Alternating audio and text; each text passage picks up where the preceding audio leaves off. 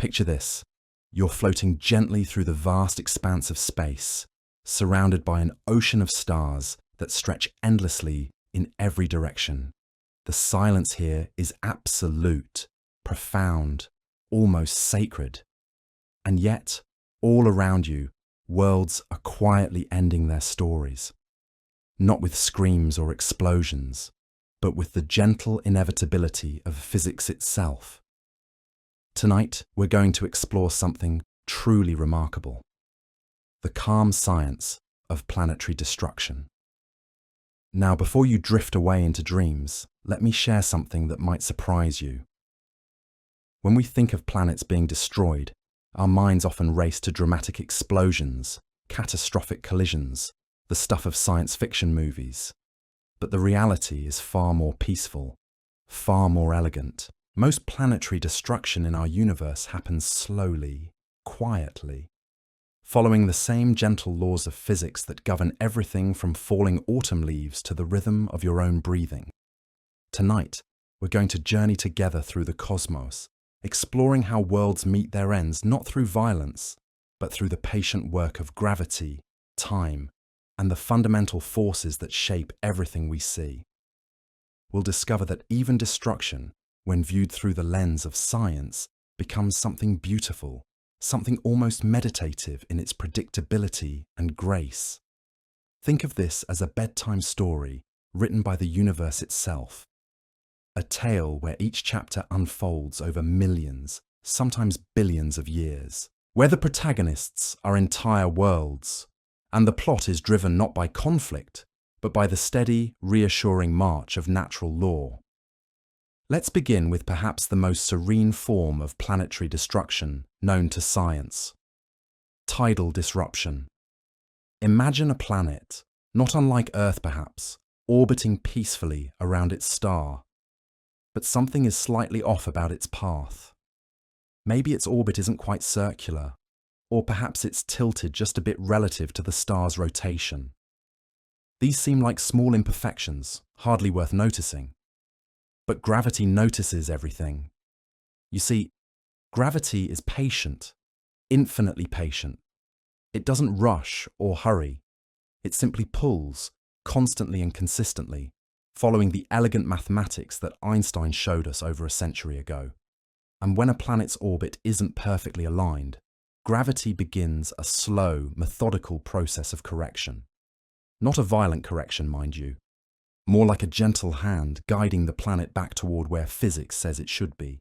But here's where the story becomes both beautiful and inevitable.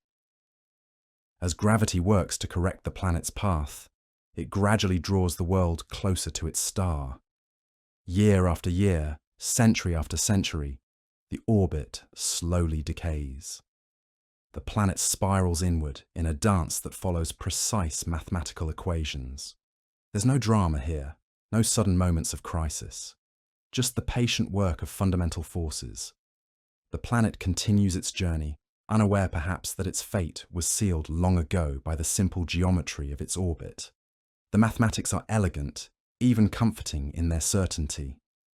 As the world draws closer to its star, tidal forces begin to play an increasingly important role in our story.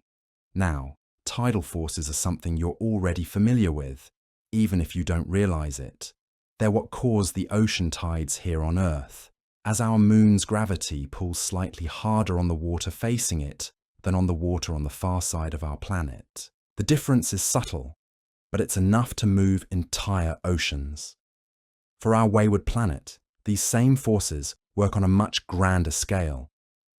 As it draws closer to its star, the gravitational pull on the side of the planet facing the star becomes noticeably stronger than the pull on the far side.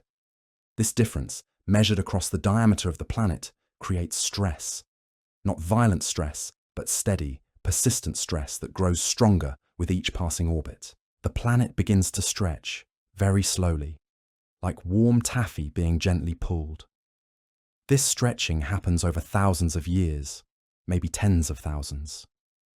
There's time for the planet's materials to adjust, to flow like a very thick liquid, responding to these inexorable forces. The world becomes slightly egg-shaped, then more elongated as gravity works its patient magic. Recent observations have given us remarkable insights into how common this process actually is. Using sophisticated telescopes, astronomers have discovered that at least 1 in 12 stars shows clear signs of having consumed planetary material. Think about that for a moment. In our galaxy alone, with its hundreds of billions of stars, this gentle form of planetary destruction is happening everywhere, all the time. The evidence comes in the form of metals detected in stellar atmospheres, metals that shouldn't be there, according to our understanding of stellar physics. Stars like our Sun are primarily made of hydrogen and helium, but when astronomers look carefully at the light from certain stars, they find traces of heavier elements: iron, silicon, magnesium, the building blocks of rocky planets. These stellar signatures tell a story of worlds that once were. Planets that completed their billion-year dance with gravity and finally, gently, rejoined the stars that gave them birth. It's a kind of cosmic recycling, where the materials that once formed continents and mountains, and perhaps even oceans, become part of the nuclear furnace that powers a star. The process itself, when the planet finally reaches what astronomers call the Roche limit, is surprisingly serene. This is the distance from a star where tidal forces become stronger than the planet's own gravity holding it together. Cross this invisible boundary, and the planet begins to come apart. Not in an explosion, but in a slow dissolution, like a sugar cube dissolving in warm tea. The planet's material forms a ring around the star, glowing softly as it spirals inward.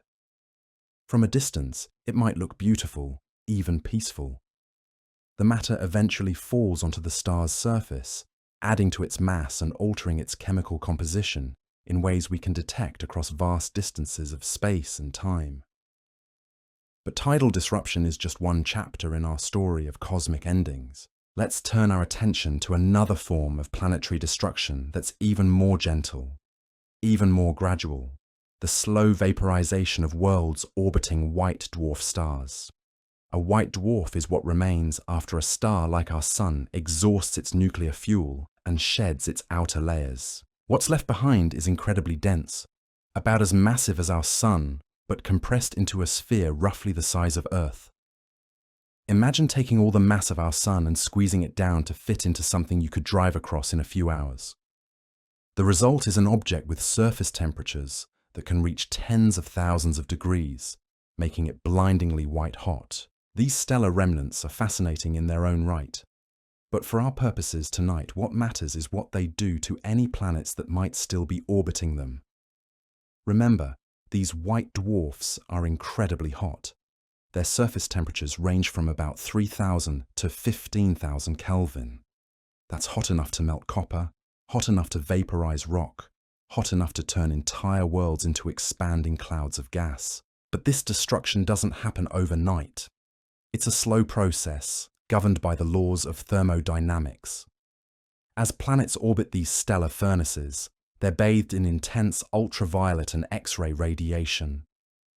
This high-energy light slowly heats the planetary surface, working its way deeper and deeper into the world's structure. The process is methodical, almost surgical in its precision. Smaller objects are affected first. Asteroids and comets that venture too close simply sublimate away, like ice cubes left in a warm room. The process is so gentle that there's no violence involved, no dramatic explosions. The material simply transitions from solid to gas and drifts away into space. For larger planets, the process takes longer but follows the same peaceful pattern. The intense radiation creates thermal stress within the planetary structure. Just as a piece of glass might crack when heated unevenly, these planets begin to develop fractures. But unlike a breaking glass, this process happens over millions of years. The thermal stress causes the planet to break apart into smaller and smaller pieces. Each fragment continues to be heated by the white dwarf's radiation, and each piece continues to break down further.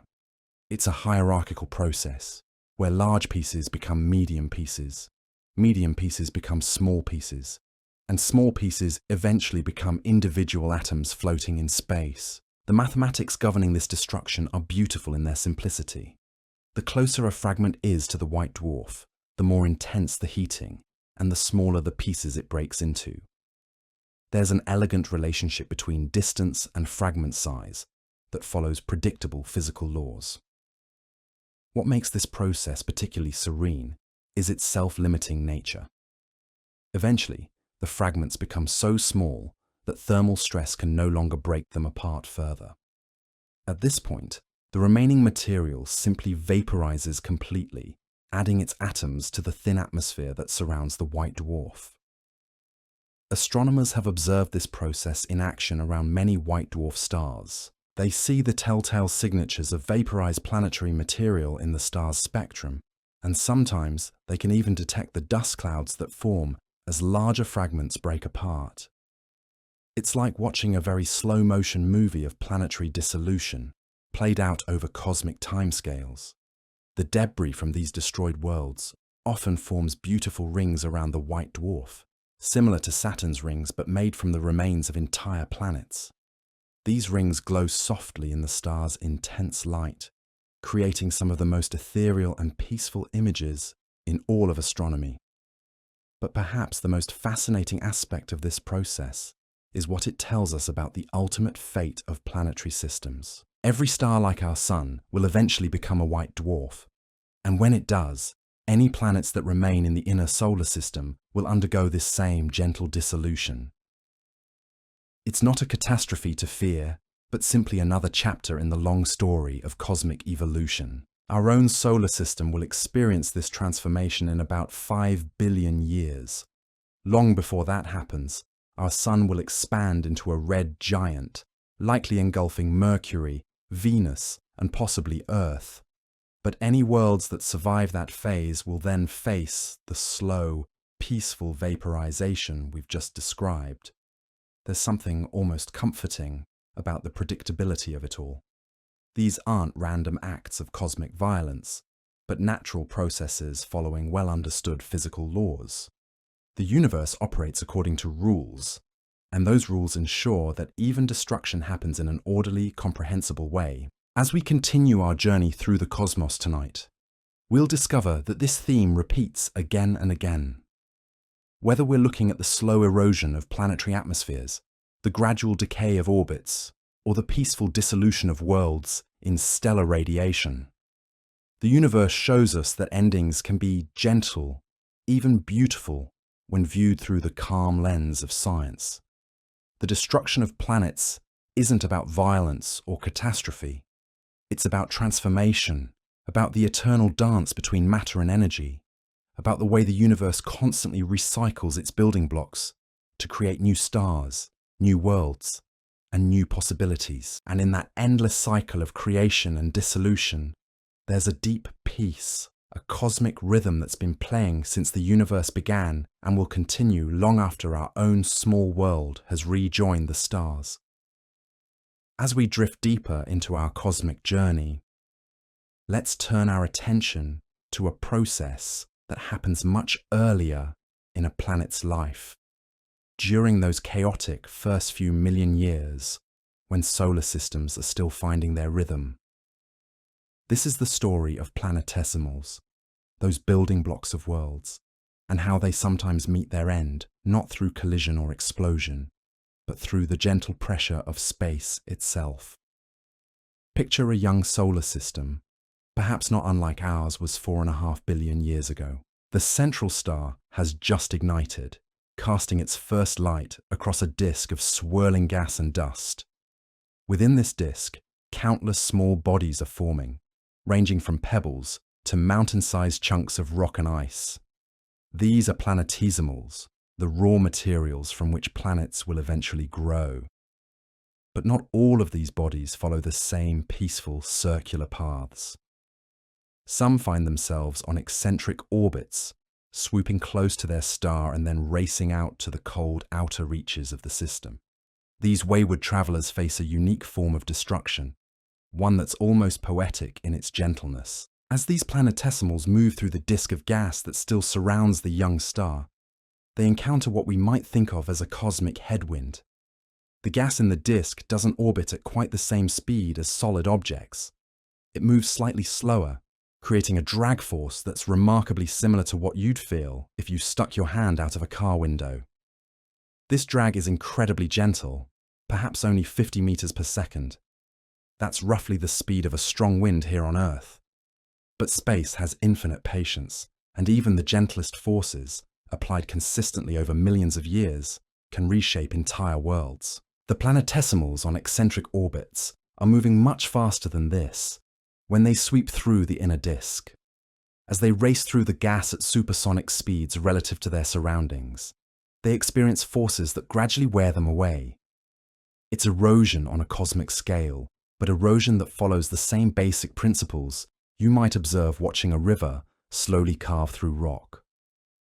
The process is so gradual that if you could watch it happen, you'd see these rocky bodies slowly losing mass, shedding material that gets redistributed throughout the disk. The material doesn't vanish. It simply rejoins the reservoir of building blocks that will eventually form other worlds. It's cosmic recycling at its most fundamental level. What makes this process particularly fascinating is how predictable it is. The physics are straightforward, following well-understood principles of fluid dynamics and thermodynamics. Scientists can calculate exactly how long a planetesimal of a given size will survive in different regions of a protoplanetary disk. The mathematics are elegant, almost musical in their precision. The smaller bodies succumb first, naturally. They have less mass to hold them together against the erosive forces of the gas. But even larger planetesimals, perhaps hundreds of kilometers across, will eventually yield to the patient work of cosmic erosion, if their orbits bring them repeatedly through the dense inner regions of the disk. This destruction serves a purpose in the grand architecture of planetary formation. By breaking down planetesimals on chaotic orbits, the process helps stabilize the remaining bodies onto more circular paths.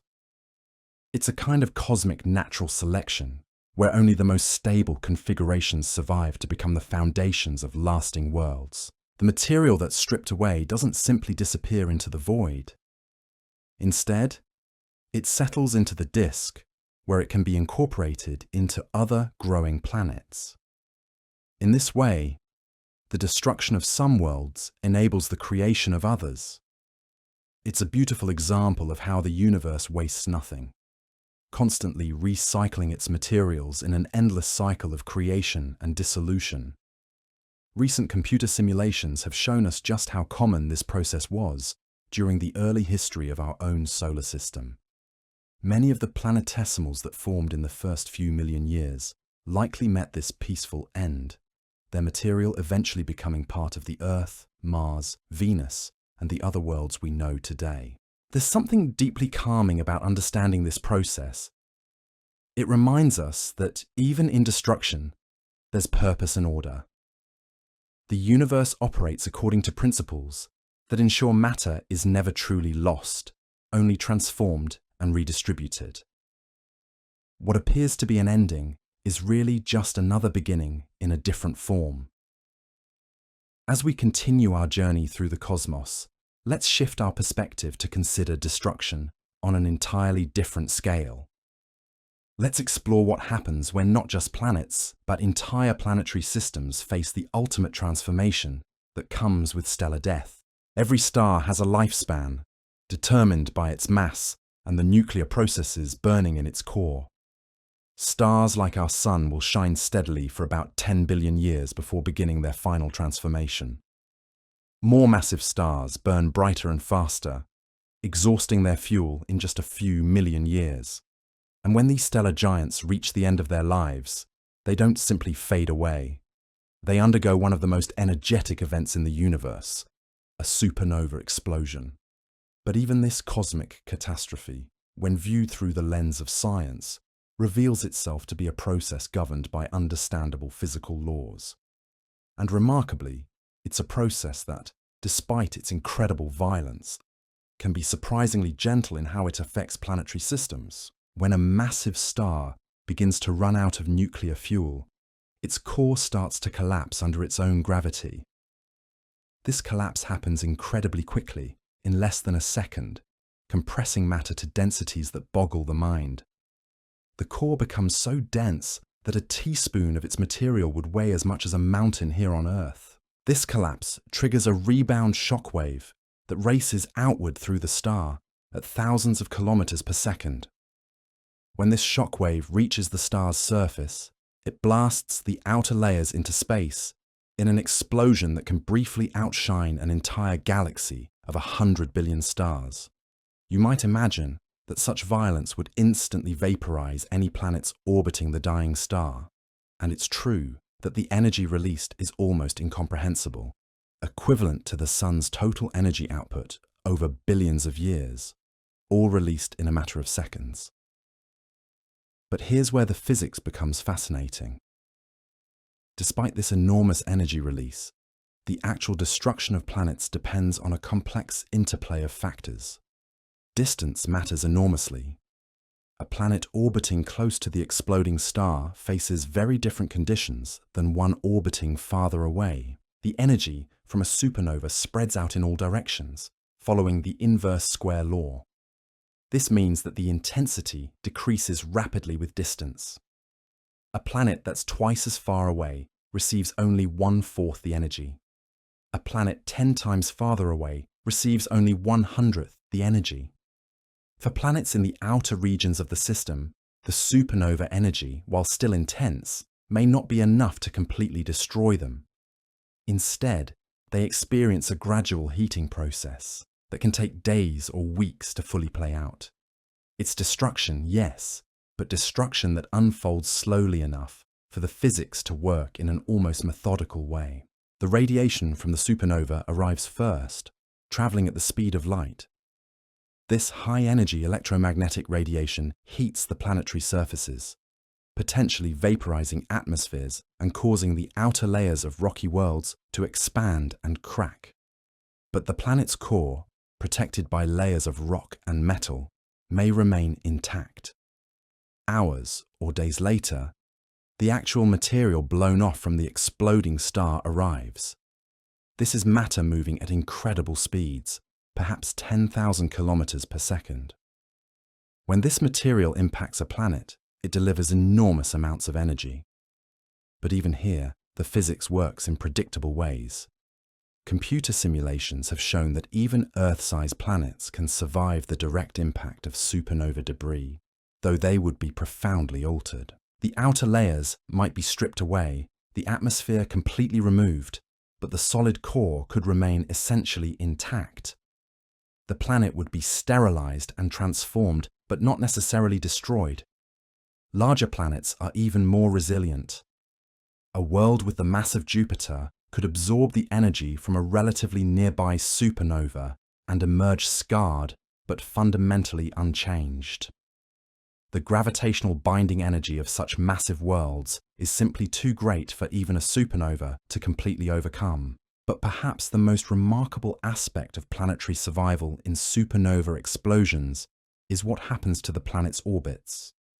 You might expect that losing the central star would send planets flying off into interstellar space, and sometimes this does happen, creating what we call rogue planets, worlds wandering alone through the galaxy.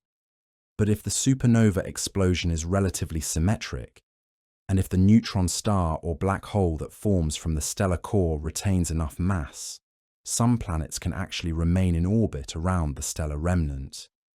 These would be strange worlds indeed, orbiting a city-sized neutron star or an invisible black hole, bathed in exotic radiation and subject to gravitational fields far more intense than anything in our solar system. Such planets would be utterly transformed by their experience.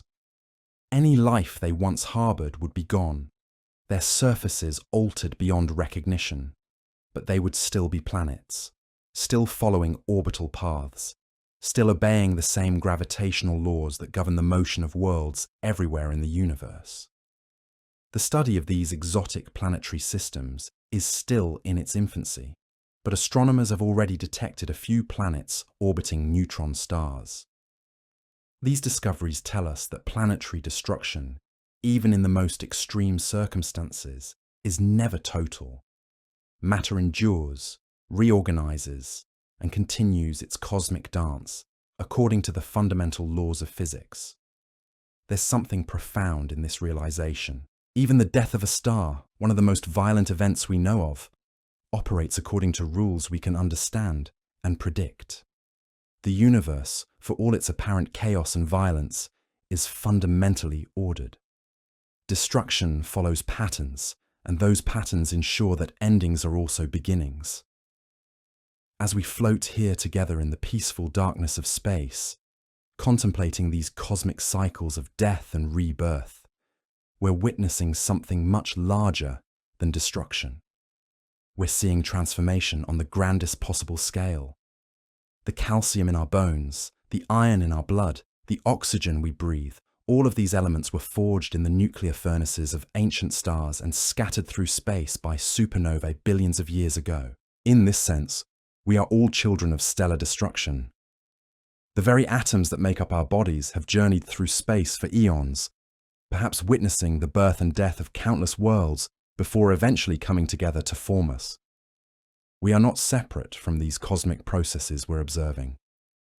We are part of them, participants in the grand story of matter and energy that has been unfolding since the universe began. This perspective transforms our understanding of destruction itself. What seems like an ending reveals itself to be a transition, a necessary step in the ongoing evolution of the cosmos. The universe has been recycling its materials for nearly 14 billion years, and it will continue to do so for trillions of years to come. But this cycle of destruction and renewal extends far beyond the dramatic endings we've just explored. Let's drift now toward a quieter form of planetary demise, one that unfolds so gradually you could watch for a human lifetime and never notice the change. This is the story of atmospheric loss, where entire worlds slowly exhale their protective blankets into the void. Every planet with an atmosphere is engaged in a delicate balancing act.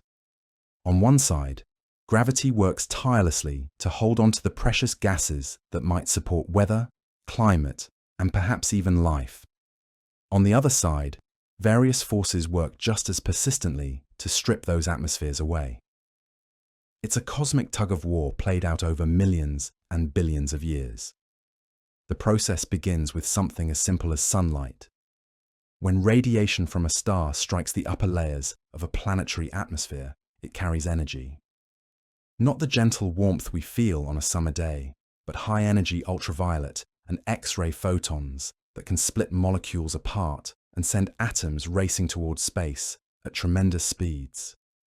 This process, called photoevaporation, happens constantly on every world with an atmosphere. Here on Earth, we lose several tons of atmospheric material to space every single day. But our planet is massive enough, and our sun gentle enough, that we barely notice this loss. The atmosphere we breathe today will still be here, virtually unchanged, long after human civilization has run its course. But for smaller worlds, or those orbiting more active stars, the balance tips differently. Imagine a planet perhaps half the size of Earth, orbiting a young, energetic star. Such a world might start with a thick, protective atmosphere, rich in hydrogen and helium and other gases. But day by day, year by year, century by century, that atmosphere slowly bleeds away into space. The mathematics governing this process are beautifully precise. Scientists can calculate exactly how much atmosphere a planet of a given size can retain when orbiting a star of known brightness and energy output. There's an elegant boundary in space that separates worlds that can hold onto their atmospheres from those that cannot. Recent observations have revealed this boundary in stunning detail. Using space-based telescopes, astronomers have studied thousands of planets orbiting distant stars. They've found that smaller planets close to their stars tend to be bare, rocky worlds, stripped of any substantial atmosphere. Larger planets farther away retain thick gaseous envelopes. and in between lies a diagonal line in the cosmic census, a clear signature of atmospheric evaporation at work. The process itself is remarkably gentle.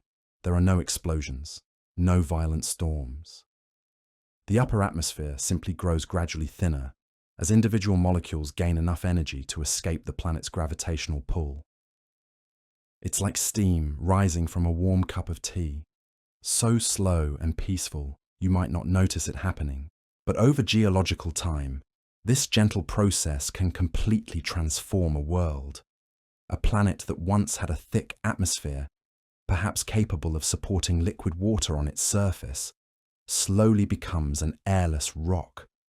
The transformation takes millions of years, time enough for any life that might have existed to adapt or migrate, or simply fade away as conditions gradually change.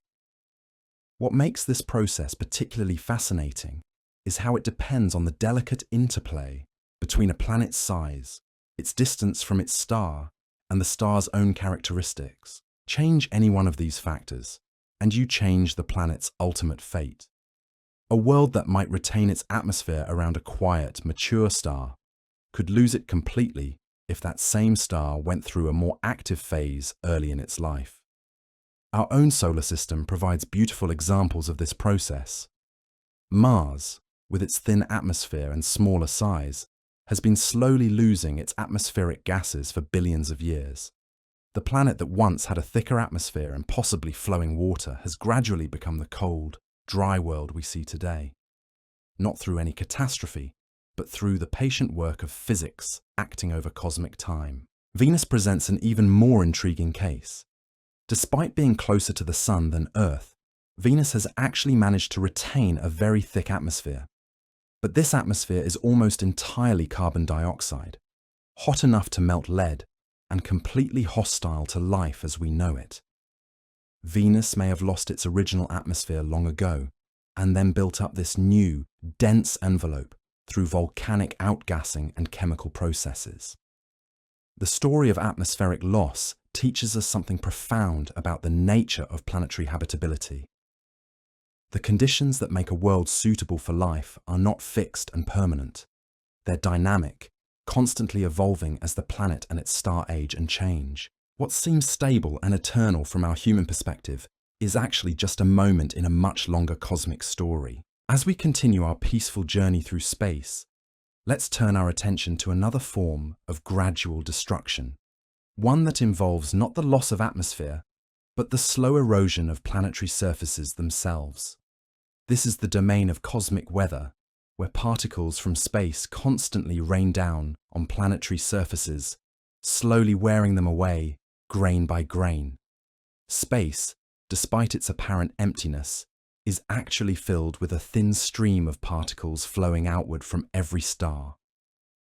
Our own Sun produces what we call the solar wind, a constant flow of charged particles that races outward at speeds of hundreds of kilometers per second. This solar wind is incredibly tenuous, far thinner than the best vacuum we can create in laboratories here on Earth. But like atmospheric evaporation, the solar wind has infinite patience. These particles, when they strike planetary surfaces, carry just enough energy to slowly erode rock and metal. Each impact is tiny, microscopic, but there are countless impacts happening every second of every day on every exposed surface in the solar system. The process is called space weathering, and it's responsible for gradually changing the appearance and composition of planetary surfaces throughout the cosmos. The Moon, with no atmosphere to protect it, shows clear evidence of this process. Its surface has been slowly darkened and chemically altered by billions of years of bombardment by solar wind particles. On worlds with magnetic fields like Earth, much of this erosion is prevented. Our planet's magnetic field deflects most solar wind particles away from our atmosphere and surface. But planets without strong magnetic fields, or with very thin atmospheres, face the full force of this cosmic erosion. The mathematics of space weathering are complex but predictable. Scientists can calculate how quickly different materials will be eroded under different conditions. They can determine how the chemical composition of a planetary surface will change over time, as the most easily eroded elements are preferentially removed. This process reveals itself most clearly on airless worlds like Mercury or the moons of the outer planets. These bodies show surfaces that have been gradually altered over billions of years by the constant rain of charged particles from their host stars. The original rock has been slowly transformed into something subtly different, a cosmic patina that tells the story of eons of patient erosion. But space weathering extends beyond just stellar wind. The galaxy itself is filled with high-energy particles called cosmic rays, remnants of ancient supernova explosions and other violent events. These particles travel at nearly the speed of light and can penetrate deep into planetary surfaces, causing chemical changes and gradual erosion even on worlds far from any star. The beauty of this process lies in its universality. Every solid surface in the universe is slowly being weathered by space. Every asteroid, every moon, every planet is gradually changing as cosmic particles work their patient magic. It's a reminder that nothing in the universe is truly permanent, that even solid rock is constantly evolving under the influence of cosmic forces. As our journey continues, let's explore another mechanism of planetary transformation, one that operates on even longer timescales, but with equally profound effects. This is the story of how planets can slowly lose their ability to hold onto their own internal heat, gradually cooling and solidifying until they become geologically dead worlds. Every planet starts its life hot. Whether formed through the gradual accumulation of smaller bodies or born in the violent collapse of gas and dust, planetary formation generates enormous amounts of heat. This heat drives geological processes, powering volcanoes, plate tectonics, and the magnetic fields that can protect planets from space weathering. But heat, like everything else in the universe, follows the laws of thermodynamics. And those laws dictate that hot objects must eventually cool down, radiating their energy away into the cold of space. For planets, this cooling process happens incredibly slowly, but it happens nonetheless. The rate of cooling depends on a planet's size. Larger worlds have more volume relative to their surface area, so they retain heat longer. Smaller worlds cool more quickly, their geological activity gradually winding down as their internal fires fade. Mars provides a perfect example of this process. Early in its history, Mars was geologically active, with volcanoes, a magnetic field, and possibly even plate tectonics. But being smaller than Earth, it cooled more rapidly. Its magnetic field faded, its volcanoes went dormant, and its geological activity gradually ceased. The planet that once had an active interior became the quiet, cold world we observe today. This cooling process affects everything about a planet's evolution. As the interior cools and solidifies, volcanic activity decreases, reducing the amount of gas that gets added to the atmosphere. Tectonic activity slows, changing how the planet's surface evolves. The magnetic field may weaken or disappear entirely, leaving the planet more vulnerable to atmospheric erosion by stellar wind. It's a cascade of slow changes, each one making the planet less able to maintain the conditions that characterized its youth. Not a sudden death, but a gradual transition from an active, dynamic world to a quiet, static one. The timeline for this process stretches across billions of years. Even small planets like Mars took over 1 billion years to lose most of their geological activity. Larger worlds like Earth will remain geologically active for many billions of years to come. But eventually, even our own planet will cool sufficiently that its geological engines will wind down. When that happens, Earth will join the ranks of geologically dead worlds, its volcanoes silent, its magnetic field gone, its surface gradually worn smooth by the patient work of space weathering and atmospheric erosion. It will still be a planet, still orbiting the sun according to the laws of gravity, but it will be fundamentally transformed from the active world we know today. There's something deeply peaceful about contemplating these vast timescales. The processes that will eventually quiet our planet's geological activity operate so slowly that they're essentially imperceptible on human timescales. Countless generations of life could rise and fall before these changes become noticeable. The universe operates with a patience that dwarfs our brief existence, following patterns that unfold over eons. As we drift further into our cosmic meditation, let's turn our attention to a form of planetary destruction that's both more sudden and more common than anything we've discussed so far. This is the story of impact events, where asteroids and comets collide with planets in explosions that can reshape entire worlds. At first glance, impact events might seem to violate the peaceful theme of our journey. After all, when a large asteroid strikes a planet, the explosion can release more energy than all the nuclear weapons on Earth combined. The immediate effects can be devastating, creating craters hundreds of kilometers across and throwing enormous amounts of debris into space. But even these seemingly violent events follow predictable physical laws. And when we examine them through the lens of science, we discover that impact destruction, like all the other processes we've explored, is governed by understandable principles of physics and chemistry. The energy of an impact depends on two factors: the mass of the impacting object and its speed. Asteroids and comets in our solar system typically travel at speeds of tens of kilometers per second, relative to the planets they might strike. When these objects collide with a planetary surface, their kinetic energy is converted almost instantaneously into heat, shock waves, and mechanical deformation. The mathematics of impact cratering are well understood. Scientists can calculate exactly how large a crater will be produced by an object of a given size traveling at a known speed. They can predict how much material will be ejected from the crater and how far that debris will travel.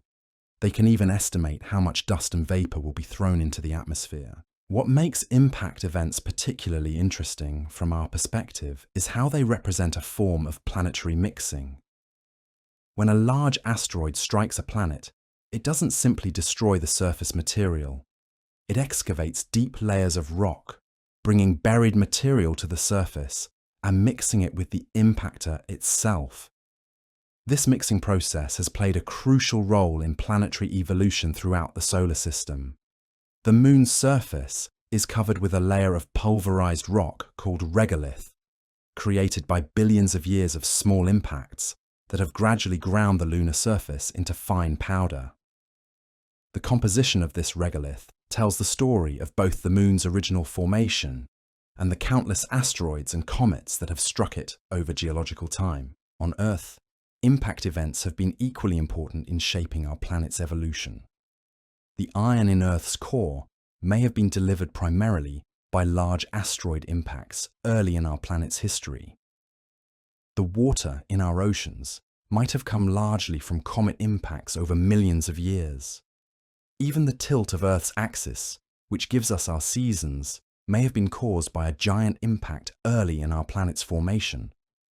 Large impact events can indeed cause mass extinctions, as happened 65 million years ago when an asteroid impact contributed to the demise of the dinosaurs. But even this seemingly catastrophic event was part of the natural evolution of life on Earth.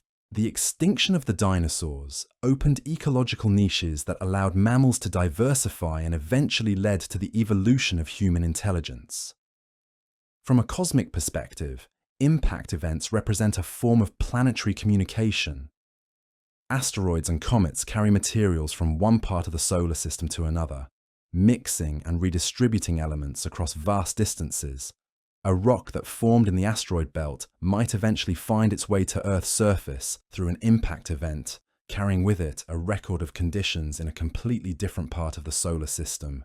The frequency of impact events follows statistical patterns that scientists can predict with remarkable accuracy. Small impacts happen frequently. Large impacts are rare. There's an inverse relationship between the size of an impactor and how often such impacts occur. This predictability allows us to understand impact events not as random catastrophes, but as part of the natural evolution of planetary systems. Even the largest impact events follow this pattern. While a civilization-ending asteroid impact could theoretically happen at any time, the statistical likelihood of such an event occurring in any given year is extremely small. The universe operates according to probabilities, not certainties, and those probabilities ensure that catastrophic events remain rare on timescales that matter to individual planets and the life they might harbour. As we continue our gentle voyage through the cosmos, it's worth reflecting on how all these processes of destruction and transformation fit together. Whether we're observing the slow loss of planetary atmospheres, the gradual cooling of planetary interiors, the patient work of space weathering, or the more dramatic reshaping caused by impact events, we're seeing different aspects of the same fundamental truth. The universe is constantly changing, constantly evolving, constantly transforming matter and energy from one form to another. What we call destruction is really just transformation, a necessary part of the ongoing cosmic dance that has been playing out since the universe began and will continue for trillions of years to come. In this cosmic perspective, the destruction of individual planets becomes not a tragedy, but a natural part of a much larger story. Every atom in every planet was once part of previous generations of stars and worlds. Every element heavier than hydrogen was forged in stellar cores or supernova explosions. The calcium in planetary rocks, the oxygen in planetary atmospheres, the iron in planetary cores, all of these materials have been recycled countless times through cosmic history. When a planet is destroyed, its materials don't vanish. They're simply redistributed, ready to become part of new worlds, new stars, new possibilities. The universe wastes nothing. Every ending enables a new beginning. Every destruction creates the raw materials for future creation. This understanding transforms our relationship with cosmic destruction. Instead of seeing it as loss, we can see it as transformation. Instead of viewing it as an ending, we can recognize it as a transition. The universe is not running down or wearing out. It's constantly reinventing itself, using the same fundamental materials in new and creative ways. Decreative ways. As we drift deeper into this peaceful exploration of cosmic transformation, let's turn our attention to one of the most fascinating examples of planetary destruction happening in our universe right now. This is the story of ultra-short period planets, worlds that have found themselves locked in such tight embraces with their stars that they complete entire orbits in less than a single Earth day. Imagine, if you will, a planet racing around its star so quickly that you could watch multiple sunrises and sunsets in the span of a few hours. These worlds exist at the very edge of possibility, their surfaces heated to temperatures that would melt rock, their atmospheres long since stripped away by the intense radiation of their nearby stars. The planet designated TOI 2431b completes its orbit in just 5 hours and 22 minutes. Think about that for a moment. In the time it takes you to sleep through a single night, this world experiences more than a full day and night cycle. It circles its star more than 4 times, while Earth rotates just once on its axis. Such worlds represent one of the most extreme forms of planetary existence we know of. They orbit so close to their stars that the gravitational forces they experience are almost incomprehensible. The side facing the star is perpetually bathed in radiation intense enough to vaporize metals. The side facing away, locked in eternal darkness, might be only slightly cooler than molten lava. But what makes these planets particularly fascinating for our journey tonight is that they're actively being destroyed right now, as we speak. They exist in a state of constant dissolution, slowly losing mass as their surfaces boil away into space. It's destruction happening in real time, yet so gradually that the process takes millions of years to complete. The physics governing these doomed worlds is beautifully precise. There's a mathematical boundary called the Roche limit, named after the French mathematician who first calculated it in the 19th century. This represents the distance from a massive body where tidal forces become stronger than the gravitational forces holding a smaller body together. For these ultra-short period planets, every orbit brings them closer to this invisible boundary, as they spiral inward, drawn by the same gravitational forces that once held them in stable orbits. They approach the point where the star's gravity will begin to tear them apart from within. The process is remarkably gentle, despite the extreme conditions involved.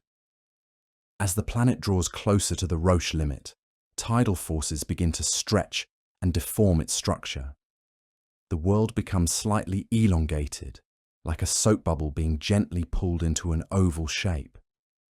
This deformation happens slowly, over thousands of orbital periods, giving the planetary material time to adjust and flow.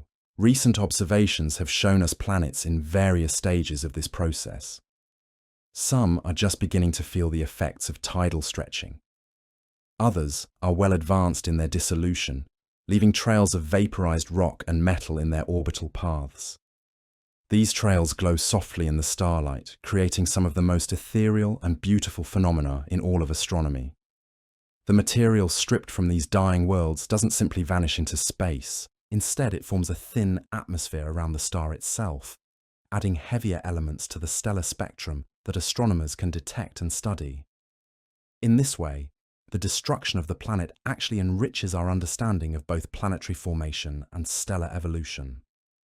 What's particularly remarkable about this process is how it demonstrates the fundamental interconnectedness of cosmic phenomena. The same gravitational forces that originally helped form these planets are now slowly dismantling them. The energy that once drove their geological processes now vaporizes their surfaces. The elements that make up their rocky cores will eventually become part of their host stars, only to be redistributed through stellar winds to perhaps form new worlds elsewhere in the galaxy. As we continue our peaceful journey through the mechanisms of planetary destruction, let's shift our perspective to consider events that unfold on much larger scales.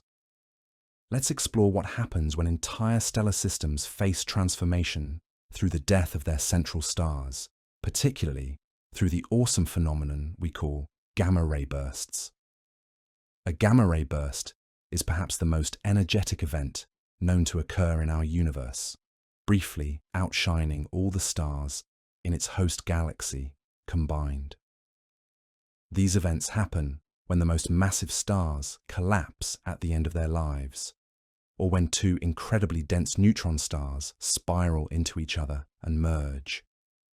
The energy released in just a few seconds can equal what our sun will produce over its entire 10 billion year lifetime. But here's what makes gamma-ray bursts particularly relevant to our exploration tonight. Unlike supernovae, which release their energy in all directions, gamma-ray bursts focus their destruction into narrow beams, like cosmic lighthouses sweeping their deadly radiance across the galaxy. If you could somehow observe a gamma-ray burst from a safe distance, you might see two jets of energy shooting out from opposite poles of the collapsing star, each beam traveling at nearly the speed of light and carrying more energy than most stars produce in millions of years.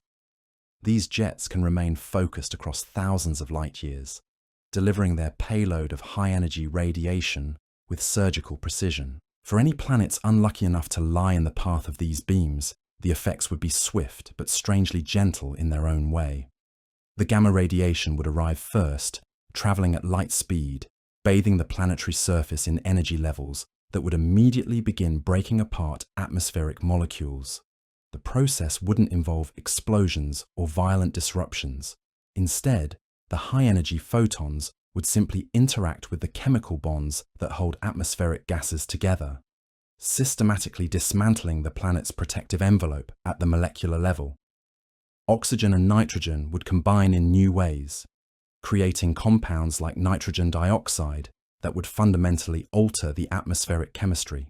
What's particularly fascinating about this process is how it demonstrates the power of electromagnetic radiation to reshape entire worlds from vast distances.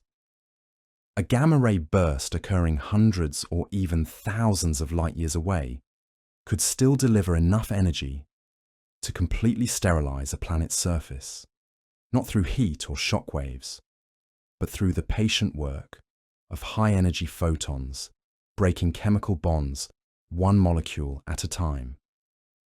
The atmospheric changes would unfold over days and weeks following the initial burst. The planet's ozone layer, if it had one, would be systematically depleted as nitrogen oxides created by the gamma radiation catalyze the destruction of ozone molecules. This depletion would happen gradually, following well-understood chemical pathways that atmospheric scientists can model with remarkable precision.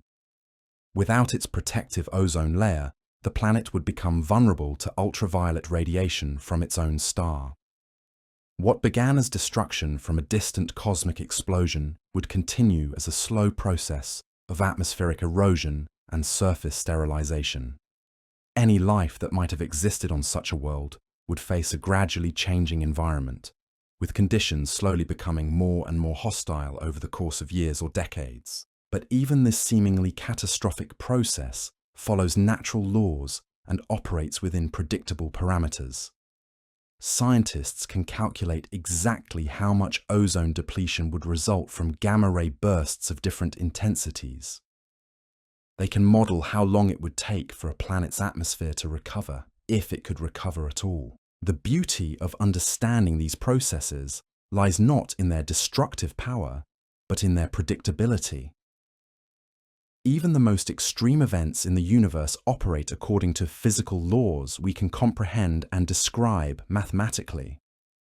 Chaos and destruction reveal themselves to be manifestations of underlying order when viewed through the lens of science.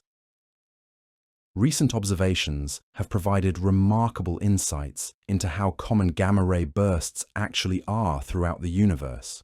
Astronomers estimate that in a galaxy the size of our Milky Way, such events occur perhaps once every 10,000 to 1 million years.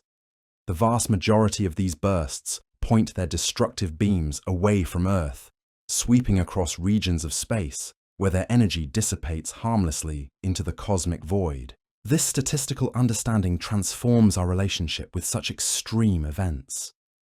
Rather than random acts of cosmic violence, gamma-ray bursts become part of the natural rhythm of galactic evolution. They're rare enough that any individual planetary system is unlikely to experience one, but common enough that they play a role in shaping the long-term evolution of life throughout the galaxy. Some scientists have even proposed that gamma-ray bursts might have influenced the history of life on Earth. There's evidence suggesting that several mass extinction events in our planet's past might have been triggered or influenced by radiation from distant stellar explosions. The Ordovician extinction, which occurred about 440 million years ago, shows patterns consistent with the effects of gamma-ray radiation on atmospheric chemistry. If this hypothesis is correct, then these ancient cosmic explosions helped shape the evolutionary path that eventually led to human consciousness. Destruction and creation intertwine in ways that demonstrate the fundamental unity of cosmic processes. What appears to be an ending in one context becomes a beginning in another. As we drift further into our exploration of cosmic transformation, let's turn our attention to a process that operates on even more intimate scales. This is the story of how planets can slowly lose their magnetic fields, leaving them vulnerable to the constant erosion of stellar wind and cosmic radiation. A planetary magnetic field is like an invisible shield, deflecting charged particles from space and protecting the planet's atmosphere from erosion. Earth's magnetic field, generated by the motion of molten iron in our planet's core, extends far into space, creating a protective bubble called the magnetosphere that surrounds our entire world. But magnetic fields are not permanent features of planets. They depend on very specific conditions within the planetary interior. The planet must have a liquid, electrically conducting core, and that core must be in motion, stirred by convection currents driven by the planet's internal heat. Change any of these conditions, and the magnetic field can weaken or disappear entirely. Mars provides a perfect example of how this process unfolds. Early in its history, Mars had a strong magnetic field, evidence of which is still preserved in the magnetized rocks of its ancient crust. But as the planet cooled and its interior solidified, the conditions needed to generate a magnetic field gradually disappeared. The loss of Mars's magnetic field wasn't a sudden event. It happened slowly, over hundreds of millions of years, as the planet's core gradually cooled and the convection currents that powered the magnetic dynamo slowly weakened. There would have been no dramatic moment when the field switched off. Instead, it simply faded away, like the dying embers of a fire that's slowly running out of fuel. Without its magnetic shield, Mars became vulnerable to the constant bombardment of charged particles from the solar wind. These particles, deflected harmlessly away from Earth by our magnetic field, struck Mars's atmosphere directly, gradually stripping away its protective gases through a process called atmospheric sputtering. The physics of atmospheric sputtering is elegantly simple. When a high-energy particle from space strikes an atmospheric molecule, it can transfer enough energy to send that molecule flying off into space at speeds greater than the planet's escape velocity. It's like cosmic billiards, with solar wind particles knocking atmospheric molecules one by one out of the planetary gravitational well.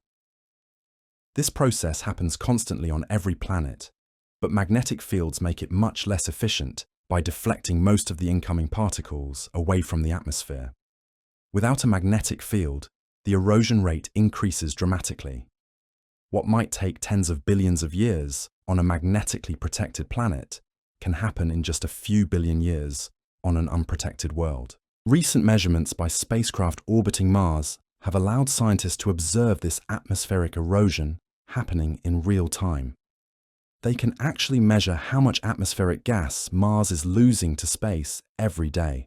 The numbers are tiny from a human perspective, perhaps a few hundred tons per day, but accumulated over geological time.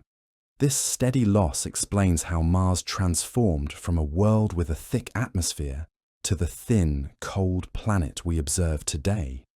The transformation of Mars demonstrates how planetary destruction can be a gradual, almost imperceptible process. There was no catastrophic event that stripped away the Martian atmosphere. Instead, it was the patient work of physics, operating according to well-understood principles over billions of years. But atmospheric erosion through magnetic field loss isn't limited to Mars. Venus, despite being closer to the Sun and receiving more intense solar wind bombardment, has managed to retain a very thick atmosphere. This is partly because Venus is more massive than Mars, giving it stronger gravity to hold onto its gases, but it's also because Venus continues to replenish its atmosphere through volcanic activity. The story of Venus reminds us that planetary evolution is always a balance between competing processes.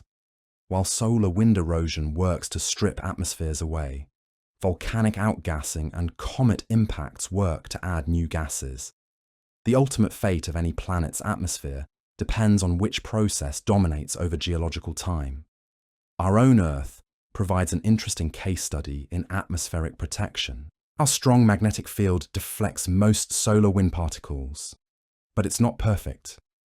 Even Earth loses some atmospheric gas to space, particularly light elements like hydrogen and helium that can more easily escape our gravitational pull. Scientists estimate that Earth loses several tons of atmospheric material to space every day, even with our magnetic protection. But this loss rate is so slow that our atmosphere will remain essentially unchanged for billions of years to come.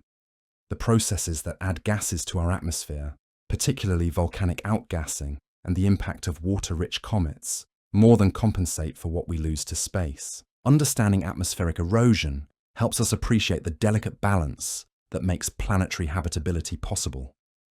An atmosphere is not a permanent feature of a planet.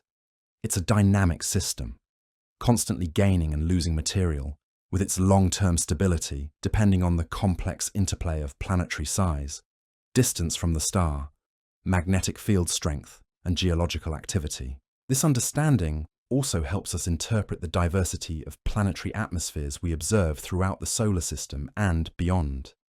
Each world tells a story of different evolutionary paths, different balances between competing processes, different outcomes in the long dance between creation and destruction that shapes all planetary systems. As we continue our gentle voyage through the cosmos, let's explore another mechanism of planetary transformation that operates on truly vast timescales. This is the story of how entire planetary systems evolve as their central stars age and change, particularly through the majestic but inevitable process of stellar expansion into red giant phases. Every star, like our Sun, will eventually exhaust the hydrogen fuel in its core. When this happens, the star begins a profound transformation that will affect every world in its planetary system.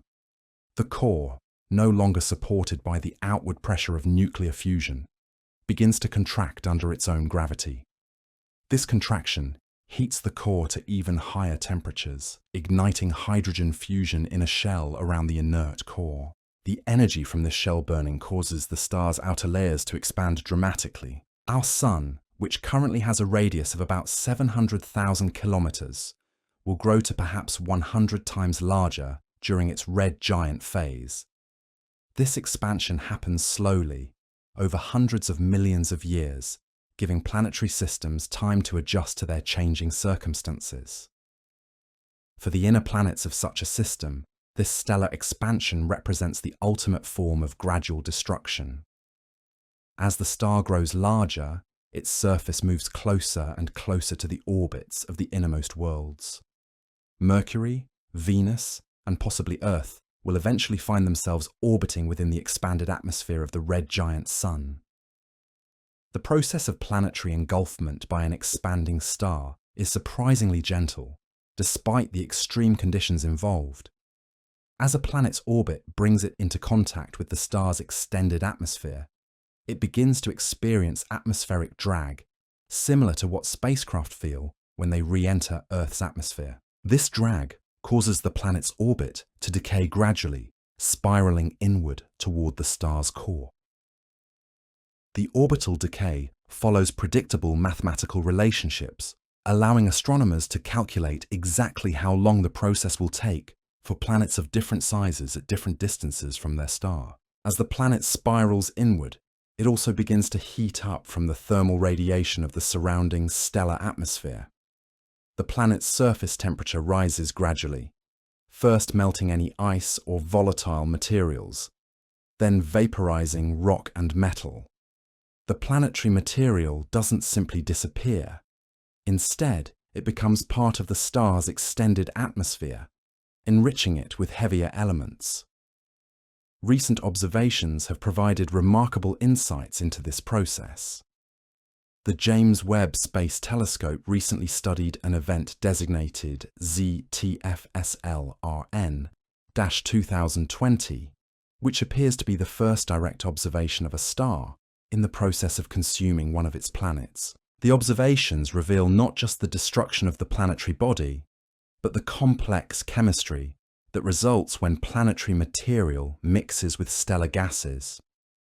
The spectroscopic data shows hot clouds of molecular gas, including carbon monoxide, surrounding the star. This gas represents the vaporized remains of the consumed planet, now glowing in the intense heat of the stellar atmosphere. It's destruction, yes, but destruction that creates something new and beautiful, a nebula of planetary material that will eventually be dispersed into space. What makes stellar engulfment particularly fascinating is how it demonstrates the cyclical nature of cosmic evolution. The heavy elements that make up rocky planets were originally created in the cores of ancient stars and dispersed through supernova explosions.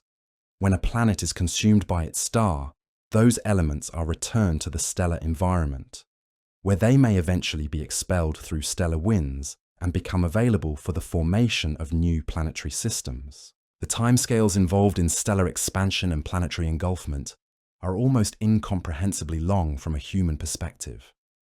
Our Sun won't begin its red giant phase for approximately 5 billion years. The expansion process itself will take hundreds of millions of years. Any civilizations that might exist during this period would have ample time to observe, understand, and perhaps even adapt to the changing conditions.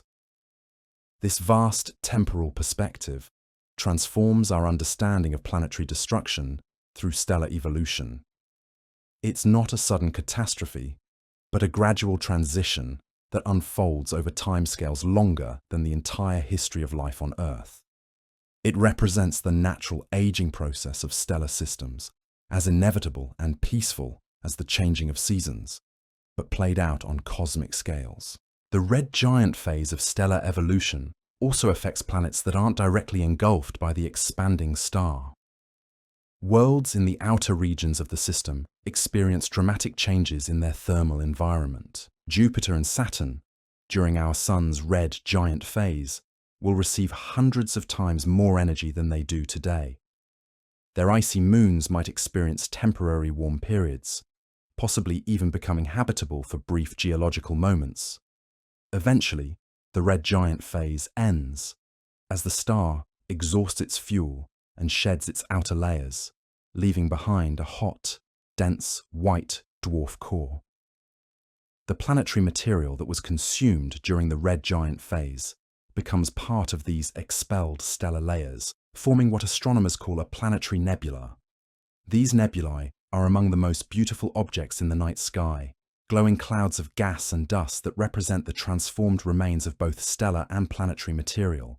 The white dwarf that remains after this process is incredibly hot, but much smaller than the original star. Any surviving planets in the outer system now orbit a fundamentally different kind of star, one that will gradually cool over billions of years until it becomes a cold, dark remnant of its former self. This stellar evolution process demonstrates once again how destruction and creation are intimately connected in the universe. The death of a star and the consumption of its inner planets provide the raw materials for future generations of stars and planetary systems. Nothing is truly lost, only transformed into new forms and new possibilities. As we drift deeper into our contemplation of cosmic transformation, let's turn our attention to one of the most subtle yet pervasive forms of planetary destruction occurring throughout the universe. This is the story of how space itself, despite appearing empty, contains enough matter and energy to slowly erode planetary surfaces over billions of years. The space between stars is not truly empty. It contains a thin but persistent flow of charged particles, radiation, and dust that collectively make up what astronomers call the interstellar medium. This cosmic environment subjects every exposed planetary surface to a constant, gentle bombardment that gradually changes the chemical and physical properties of rocks, metals, and other materials.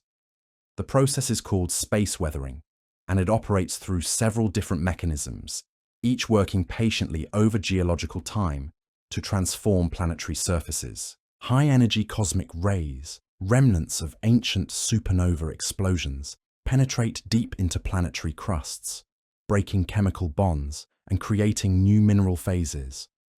Solar wind particles implant themselves in surface materials, gradually altering their composition and optical properties. Even photons of light contribute to this slow erosion. Ultraviolet radiation from stars can break down complex organic molecules and gradually darken the surfaces of airless worlds. The cumulative effect of trillions of photons striking planetary surfaces over millions of years is measurable and significant. The Moon provides an excellent laboratory for studying space weathering effects. Without an atmosphere or magnetic field to protect it, the lunar surface has been exposed to the full force of space weathering for over 4 billion years. Samples returned by the Apollo missions show clear evidence of this process. The lunar soil has been gradually darkened and chemically altered by eons of bombardment, by solar wind particles and cosmic rays. The rate of space weathering depends on several factors, including the composition of the surface material, the intensity of the local radiation environment, and the presence or absence of protective atmospheres or magnetic fields. Rocky materials weather more slowly than metals, which in turn weather more slowly than organic compounds. But the most remarkable aspect of space weathering is its universality. Every solid surface in the universe is being slowly transformed by this process. Asteroids tumbling through space develop weathered crusts that differ significantly from their pristine interiors. The surfaces of distant moons orbiting giant planets show the effects of bombardment by particles trapped in their host planet's magnetic fields. Even spacecraft experience space weathering. The Hubble Space Telescope, after decades in orbit, shows clear signs of surface degradation from exposure to the space environment. Solar panels gradually lose efficiency as their surfaces are slowly eroded by micrometeorite impacts and charged particle bombardment. The mathematics of space weathering follow well-established principles of physics and chemistry. Scientists can calculate how quickly different materials will change under different exposure conditions. They can predict how the optical properties of planetary surfaces will evolve over time, allowing them to work backward from current observations to understand the history of worlds throughout the solar system. Space weathering also plays a crucial role in the evolution of planetary atmospheres, particularly for worlds with thin or no protective magnetic fields. The same charged particles that alter surface materials can also strip away atmospheric gases through the process of sputtering. Individual atmospheric molecules, struck by high-energy particles, can gain enough velocity to escape the planet's gravitational pull entirely. This process links space weathering to the broader story of atmospheric evolution we explored earlier. The same cosmic environment that slowly erodes planetary surfaces also gradually removes planetary atmospheres. It's all part of the same gentle but persistent interaction between worlds and the space that surrounds them. The study of space weathering has practical implications for understanding the history of our own solar system. By examining the degree of weathering on asteroid surfaces, scientists can estimate how long these bodies have been exposed to space. By studying the weathering patterns on planetary surfaces, they can reconstruct the history of solar wind conditions and cosmic ray bombardment over geological time. Perhaps most importantly, space weathering reminds us that planets are not isolated objects floating in empty void. They exist within a dynamic cosmic environment that constantly influences their evolution. The seemingly empty space between worlds is actually filled with matter and energy that connect all objects in subtle but measurable ways. This perspective transforms our understanding of planetary systems from collections of isolated worlds to integrated networks of objects constantly exchanging matter and energy with their environment and with each other. Destruction and creation, erosion and deposition, loss and gain all happen simultaneously in a complex dance that has been ongoing since the formation of the first planetary systems billions of years ago. As our journey through the cosmos continues, let's explore one final mechanism of planetary transformation that brings our story full circle. This is the process of planetary ejection, where gravitational interactions can literally throw entire worlds out of their home systems, sending them wandering alone through the dark spaces between stars. Planetary ejection might seem like a violent process, but it's actually governed by the same gentle gravitational forces that normally keep planets in stable orbits. The mathematics are complex but predictable, involving what physicists call three-body interactions, where the gravitational influences of multiple objects combine in ways that can fundamentally alter orbital dynamics. Most planetary ejections occur during the early, chaotic phases of planetary system formation. During these periods, planetary embryos and fully formed worlds exist in crowded, unstable configurations. Close encounters between planets can transfer orbital energy in ways that send one world spiraling inward toward its star, while flinging another outward at velocities high enough to escape the system entirely. The process follows conservation laws that ensure energy and momentum are preserved even as they're redistributed among the interacting objects. When two planets have a close encounter, the The more massive world typically receives a smaller change in velocity, while the less massive world experiences a larger change. In extreme cases, this can result in the smaller planet gaining enough velocity to escape the gravitational pull of its home star. Computer simulations have shown that planetary ejections are remarkably common during the formation of planetary systems. Studies suggest that for every planet that remains in a stable orbit, perhaps one or more planets are ejected into interstellar space. This means our galaxy might contain billions or even trillions of rogue planets, wandering alone through the darkness between stars. These rogue worlds represent a unique form of planetary existence. Cut off from the warmth and energy of a nearby star, they slowly cool over billions of years, their surfaces eventually becoming colder than the most frigid locations in our solar system. Any atmospheres they once possessed gradually freeze out onto their surfaces, creating layers of solid nitrogen, oxygen, and other gases. But ejection doesn't necessarily mean immediate death for a planet.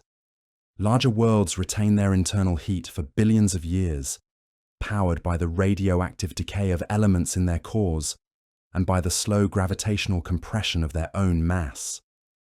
Such planets might maintain subsurface oceans beneath layers of ice, similar to what we observe on some of the moons of Jupiter and Saturn. Recent observations have begun to detect these rogue planets directly, using sophisticated techniques that can spot the faint infrared glow of worlds cooling in the darkness.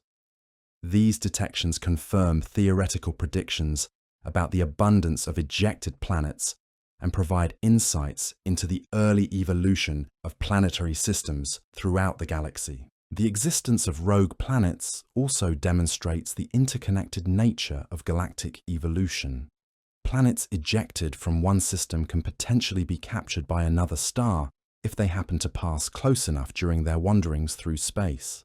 Such capture events are rare, but over the vast timescales of galactic evolution, they represent another mechanism for redistributing planetary material throughout the galaxy. Some rogue planets might even carry life with them into interstellar space. If a world with a subsurface ocean were ejected from its home system, any life forms adapted to the deep ocean environment might survive the transition to interstellar conditions. Such organisms would face a vastly different environment, but they might persist for billions of years in their dark, isolated world. This possibility adds another dimension to our understanding of how life might spread throughout the galaxy.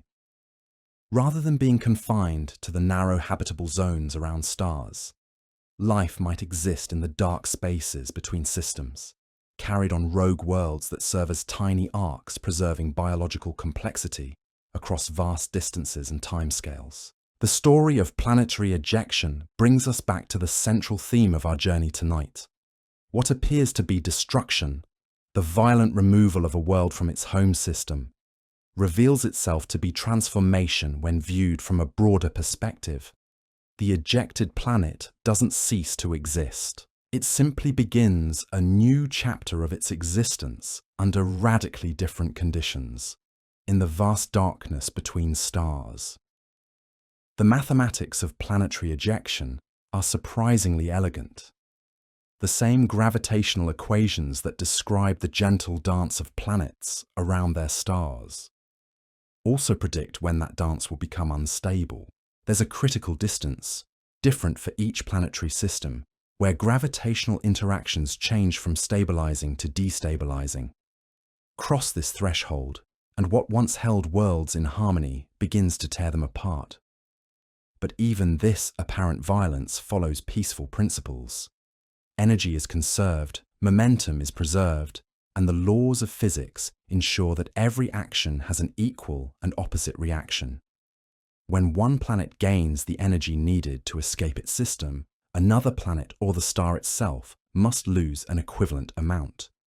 The universe keeps perfect accounts, maintaining balance even in moments of apparent chaos. Recent studies have revealed that planetary ejection events often occur in clusters, during periods when young stellar systems are still settling into their final configurations. These are times of cosmic adolescence, when planetary systems haven't yet found their mature, stable arrangements. The ejections that happen during these periods serve a kind of natural selection, removing unstable elements and allowing the remaining worlds to settle into orbits that will persist for billions of years. The process reminds us once again that destruction and creation are not opposites, but partners in the cosmic dance. The same gravitational interactions that eject some planets help stabilize the orbits of those that remain. The energy that sends one world into the darkness provides the momentum needed to circularize another world's orbit, transforming it from an unstable elliptical path into the kind of steady circular orbit that can support stable climate conditions for geological ages. As we near the end of our peaceful journey through the cosmos, let's take a moment to reflect on the profound patterns we've discovered.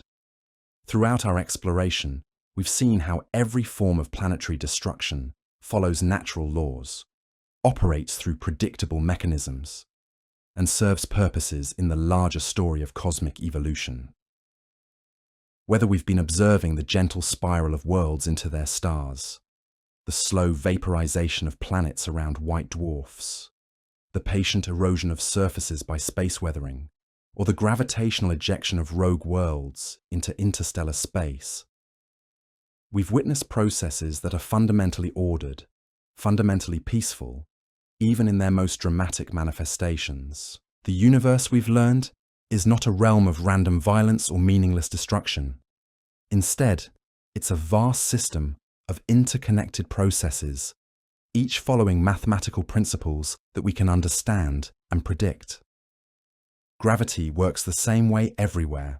Thermodynamics operates according to the same laws on every world, and electromagnetic radiation behaves predictably whether it's coming from our sun or from a gamma ray burst on the far side of the galaxy. This universality of physical law creates a deep sense of cosmic order that transcends the apparent chaos of individual events.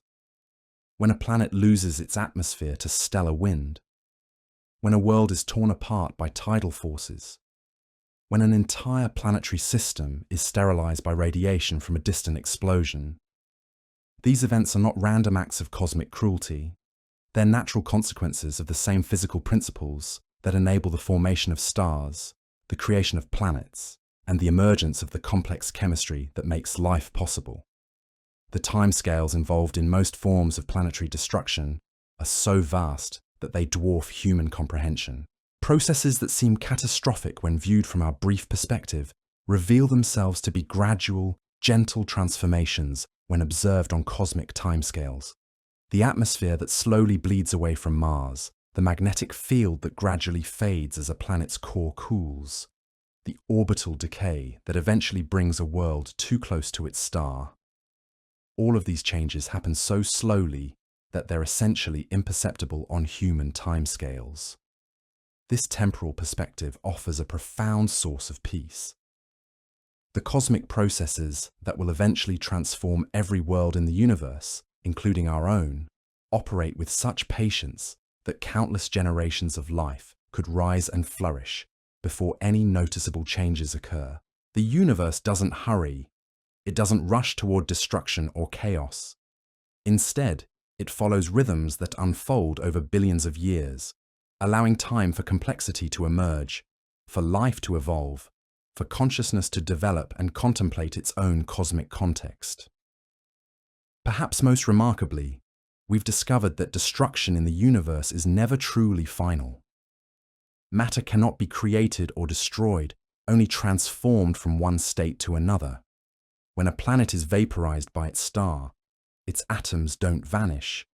They become part of stellar winds that will eventually seed the formation of new worlds around different stars. When a world is shattered by tidal forces, its fragments may form beautiful ring systems that will gradually coalesce into new moons. When an atmosphere is stripped away by radiation, its constituent gases join the thin medium between stars, where they may eventually become incorporated into future planetary atmospheres. This conservation of matter ensures that every ending enables new beginnings. The calcium atoms that once formed the rocky crust of an ancient planet may eventually become part of the bones of creatures on distant worlds, The water molecules that once filled primordial oceans may travel through space for millions of years before falling as rain on planets not yet born. The carbon that once formed the atmospheric gases of long-dead worlds may someday become part of the organic chemistry that enables new forms of life to emerge. In this cosmic perspective, planetary destruction reveals itself not as loss, but as transformation. Not as ending, but as transition. The universe operates as a vast recycling system, constantly breaking down old structures and using their components to build new ones. Stars die to provide the heavy elements needed for rocky planets. Planets are destroyed to enrich the interstellar medium that will birth new stellar systems. Even black holes, those seemingly ultimate destroyers, may eventually evaporate through Hawking radiation, returning their mass energy to the cosmos for future use.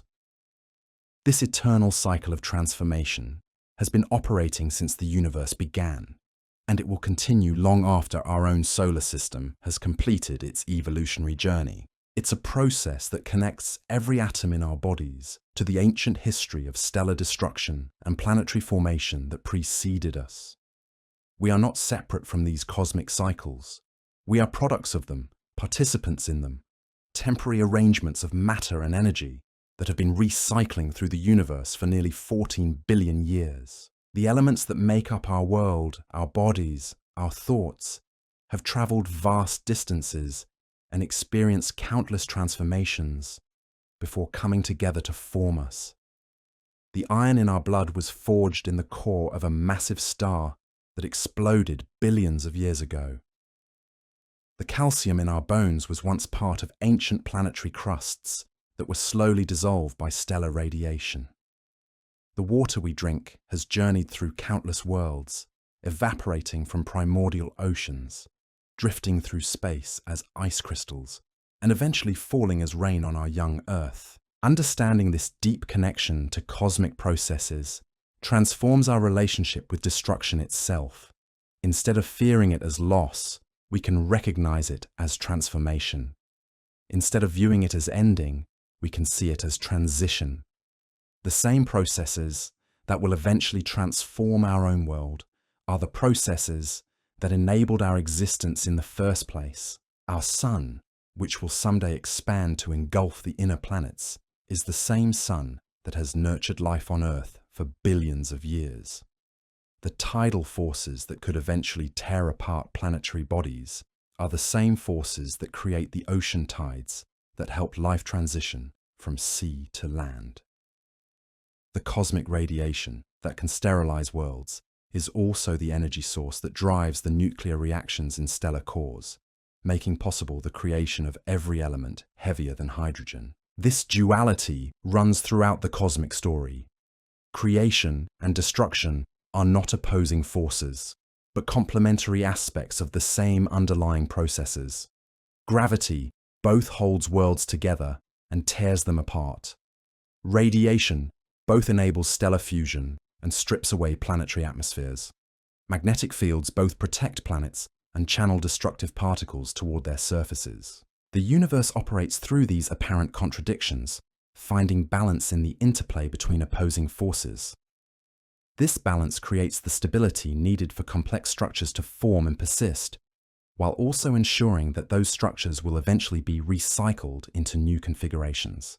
It's a cosmic metabolism that has been sustaining the universe for eons and will continue to do so for trillions of years to come. As we float here together, in the peaceful darkness of space, contemplating these vast cycles of transformation, we're witnessing something profound. We're seeing the universe as it truly is, not a collection of separate objects and isolated events, but a single, integrated system where every part is connected to every other part through the fundamental forces and principles that govern all matter and energy. In this integrated view, the destruction of planets becomes not a source of fear or sadness, but a source of wonder and even comfort. It reminds us that we're part of something much larger than ourselves, something that has been unfolding for billions of years and will continue for billions more. Our individual lives, brief as they may be on cosmic scales, are part of a story that encompasses the entire universe. The atoms that make up our bodies will outlast us by eons, eventually becoming part of other worlds, other forms of life, other expressions of cosmic complexity. In a very real sense, we're immortal, not as individuals, but as participants in the eternal dance of matter and energy that defines the universe itself. This perspective offers a profound source of peace. We don't need to fear cosmic destruction because we understand it as transformation. We don't need to worry about the ultimate fate of our world because we recognize it as part of a larger process that has been creating beauty, complexity, and consciousness throughout the cosmos for billions of years. The gentle science of planetary destruction teaches us that endings are also beginnings, that loss enables gain, that destruction creates the conditions for new forms of creation. In the patient work of gravity, the slow dance of orbital mechanics, the predictable progress of stellar evolution, and the elegant mathematics of physical law, we find not chaos and violence, but order and peace. The universe is not running down or wearing out. It's constantly reinventing itself, using the same fundamental materials in new and creative ways. Every supernova explosion seeds space with elements that will become part of future worlds. Every planetary destruction provides raw materials for new forms of cosmic architecture. Every ending enables countless new beginnings. As we drift deeper into sleep, carried by the gentle rhythms of cosmic transformation, we can rest in the knowledge that we're part of something beautiful, something meaningful, something that connects us to every star in the sky and every world that orbits them. The same forces that will eventually transform our planet are the forces that brought it into being. The same processes that will one day recycle our solar system are the processes that created the conditions for life to emerge and consciousness to develop.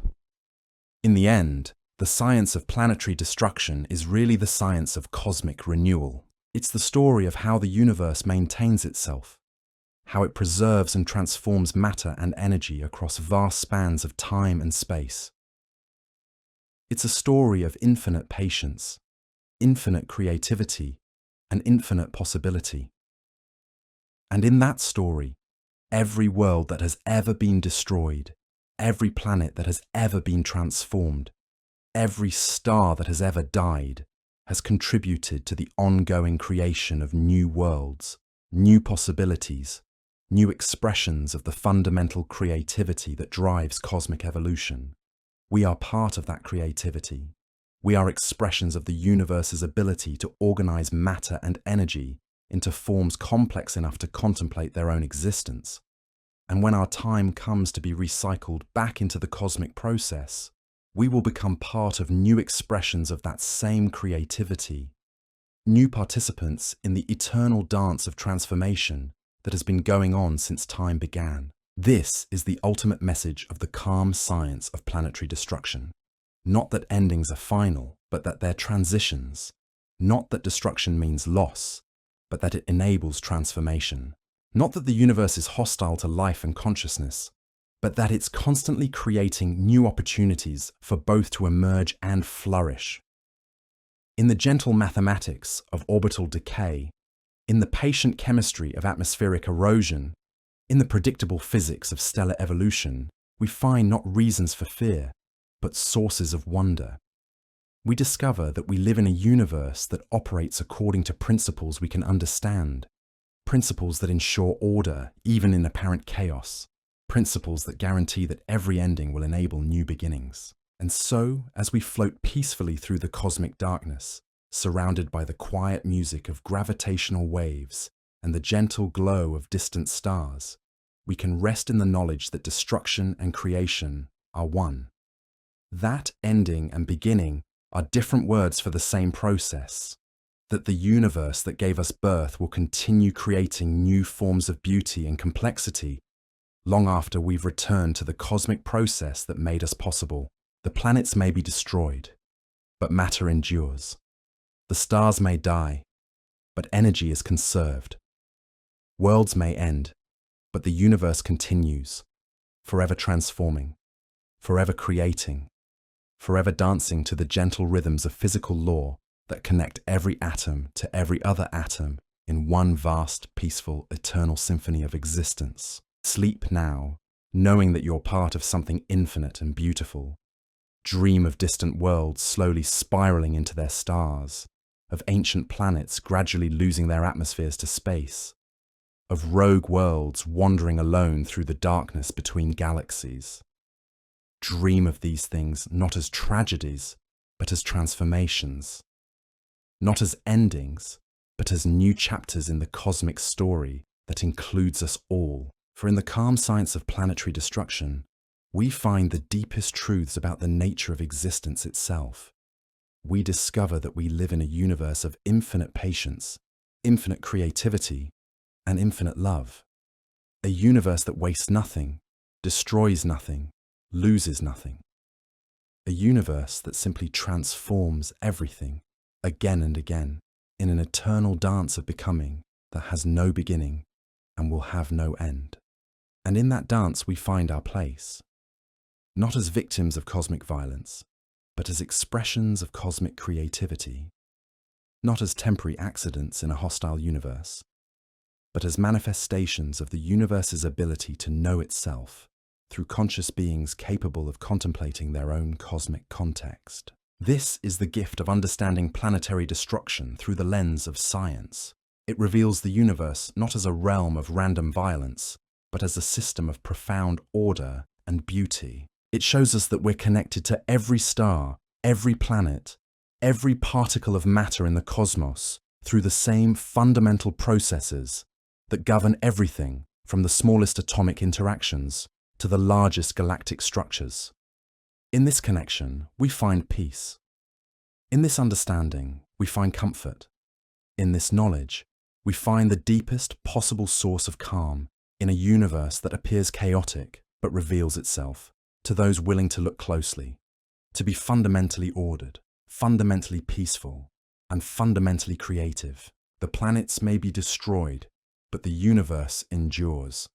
Matter may be transformed, but nothing is ever truly lost. Worlds may end, but the cosmic story continues, forever creating new opportunities for matter to organize itself into forms of ever greater complexity and beauty. And we, for this brief moment in cosmic time, are privileged to be part of that story. We are the universe becoming conscious of itself, contemplating its own processes, marveling at its own beauty. We are stardust that has learned to think, planetary material that has developed the ability to understand its own cosmic origins. In the gentle science of planetary destruction, we find not reasons for despair, but sources of wonder. We discover that we live in a universe where every ending enables new beginnings, where every destruction creates opportunities for new forms of creation, where every death contributes to new expressions of life. Rest now in this knowledge. Sleep peacefully in this understanding. Dream gently of the cosmic processes that connect us all to the eternal dance of matter and energy that defines existence itself. And wake tomorrow, knowing that you're part of something infinite, something beautiful, something that will continue creating new forms of wonder long after our own brief moment in cosmic history has passed. For the calm science of planetary destruction teaches us the deepest truth of all, that in a universe governed by physical law, operating according to mathematical principles, following patterns that we can understand and predict, there is no true destruction. There is only transformation, no real ending, only transition, no final loss, only eternal becoming. And in that eternal becoming, we find our peace. Picture yourself drifting slowly through a vast field of debris, millions of kilometers from any star. Here, in the quiet darkness between worlds, fragments of what was once a thriving planet tumble silently through space. These pieces tell a story not of violence, but of physics working with infinite patience to reshape matter according to laws as predictable as the rising sun. Tonight, let's explore one of the most common yet misunderstood forms of planetary transformation: the slow, methodical process of impact erosion, where countless small collisions gradually wear away entire worlds over spans of time that dwarf human imagination. When we think of asteroid impacts, our minds often conjure images of catastrophic explosions and instant devastation. But the reality is far more gentle, far more gradual. Most impact events that shape planetary evolution happen on scales so small, so frequent, that they create a kind of cosmic sandpaper, slowly polishing and reshaping planetary surfaces grain by grain. Consider the asteroid belt, that vast ring of rocky debris orbiting between Mars and Jupiter. Here, countless fragments drift in slow, graceful orbits, occasionally brushing against each other with the gentleness of autumn leaves falling to forest floors. Each collision is tiny, transferring just enough energy to chip away microscopic fragments from both objects. These fragments don't simply vanish into space. Instead, they follow precise trajectories governed by gravity and momentum conservation. Some pieces spiral inward toward the sun, others drift outward toward the gas giants. Many eventually find their way to planetary surfaces, adding their mass to growing worlds in a process that has continued for billions of years. The mathematics describing these collisions are elegantly simple. When two objects meet in space, their combined momentum before impact must equal their combined momentum afterward. Energy may change forms, from kinetic to thermal to gravitational potential, but the total remains constant. This conservation ensures that even the most dramatic impacts follow predictable patterns. Recent studies of meteorites found on Earth reveal the gentle nature of most cosmic collisions. These space rocks, some of which have traveled for millions of years before reaching our planet, often show evidence of multiple low-velocity impacts during their journeys. Tiny craters dot their surfaces, each one recording a moment when physics redistributed matter according to fundamental principles.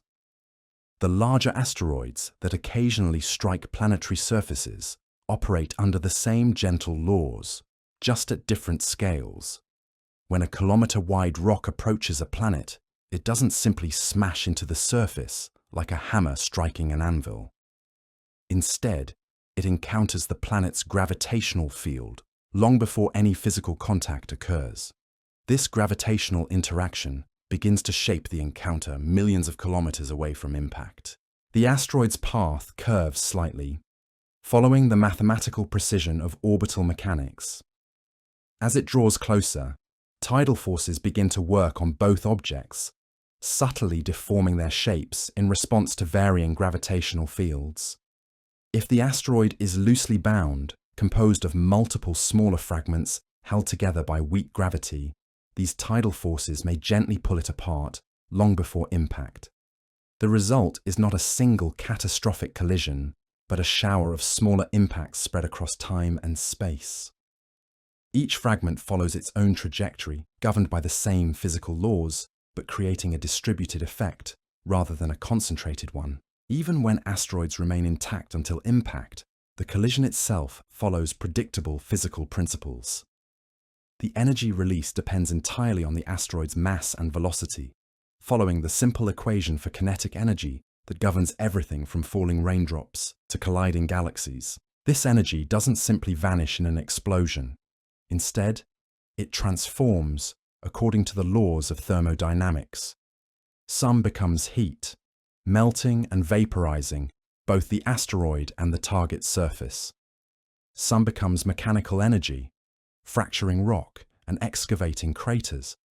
Some becomes sound energy, creating seismic waves that travel through the planetary interior at precisely calculable speeds. The crater formation process itself is remarkably orderly. The initial compression phase lasts only seconds, but it follows well-understood principles of shockwave physics. The excavation phase, where molten and fractured material is thrown from the impact site, obeys ballistic equations that allow scientists to predict exactly where debris will land. What makes impact cratering particularly fascinating is how it demonstrates the self-organizing nature of physical processes. The final crater shape, regardless of the asteroid's composition or the impact angle, tends toward a circular form. This happens because shock waves propagate equally in all directions from the point of impact, creating symmetric patterns of destruction and excavation. The debris thrown from impact craters doesn't simply scatter randomly across planetary surfaces. Instead, it follows parabolic trajectories governed by gravity and atmospheric drag. Larger fragments travel farther, smaller pieces settle closer to the impact site. The resulting distribution pattern can be calculated mathematically, allowing scientists to work backward from observed debris fields to understand the original impact conditions. Over geological time, this impact gardening process completely resurfaces planets and moons. Every square meter of the lunar surface has been struck by countless small impacts over the past 4 billion years. These collisions have ground the original bedrock into a fine powder called regolith, creating the soft, dusty landscape that astronauts discovered during the Apollo missions. But impact erosion extends far beyond simple surface modification. When impacts occur at high enough velocities, they can actually strip away planetary atmospheres.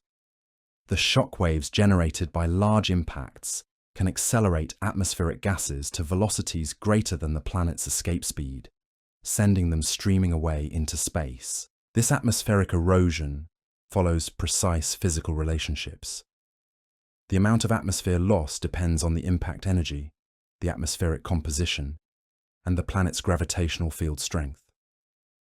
Scientists can calculate these relationships with remarkable accuracy, predicting how many large impacts would be needed to completely strip a planet's atmosphere.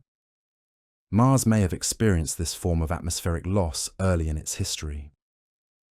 Computer simulations suggest that a series of large impacts could have removed much of the planet's original thick atmosphere, contributing to its transformation from a warm, wet world to the cold, dry planet we observe today. The process operates with the same patient persistence we've observed in other forms of planetary destruction. Individual impacts might remove only small fractions of an atmosphere, but over millions of years and thousands of impacts, the cumulative effect can be profound. It's cosmic erosion operating on the largest possible scale. Recent observations have revealed impact erosion happening in real time on some of the moons of our outer planets. Jupiter's moon, Io, with its active volcanoes constantly replenishing its thin atmosphere, loses atmospheric material to impacts from dust particles in Jupiter's radiation belts.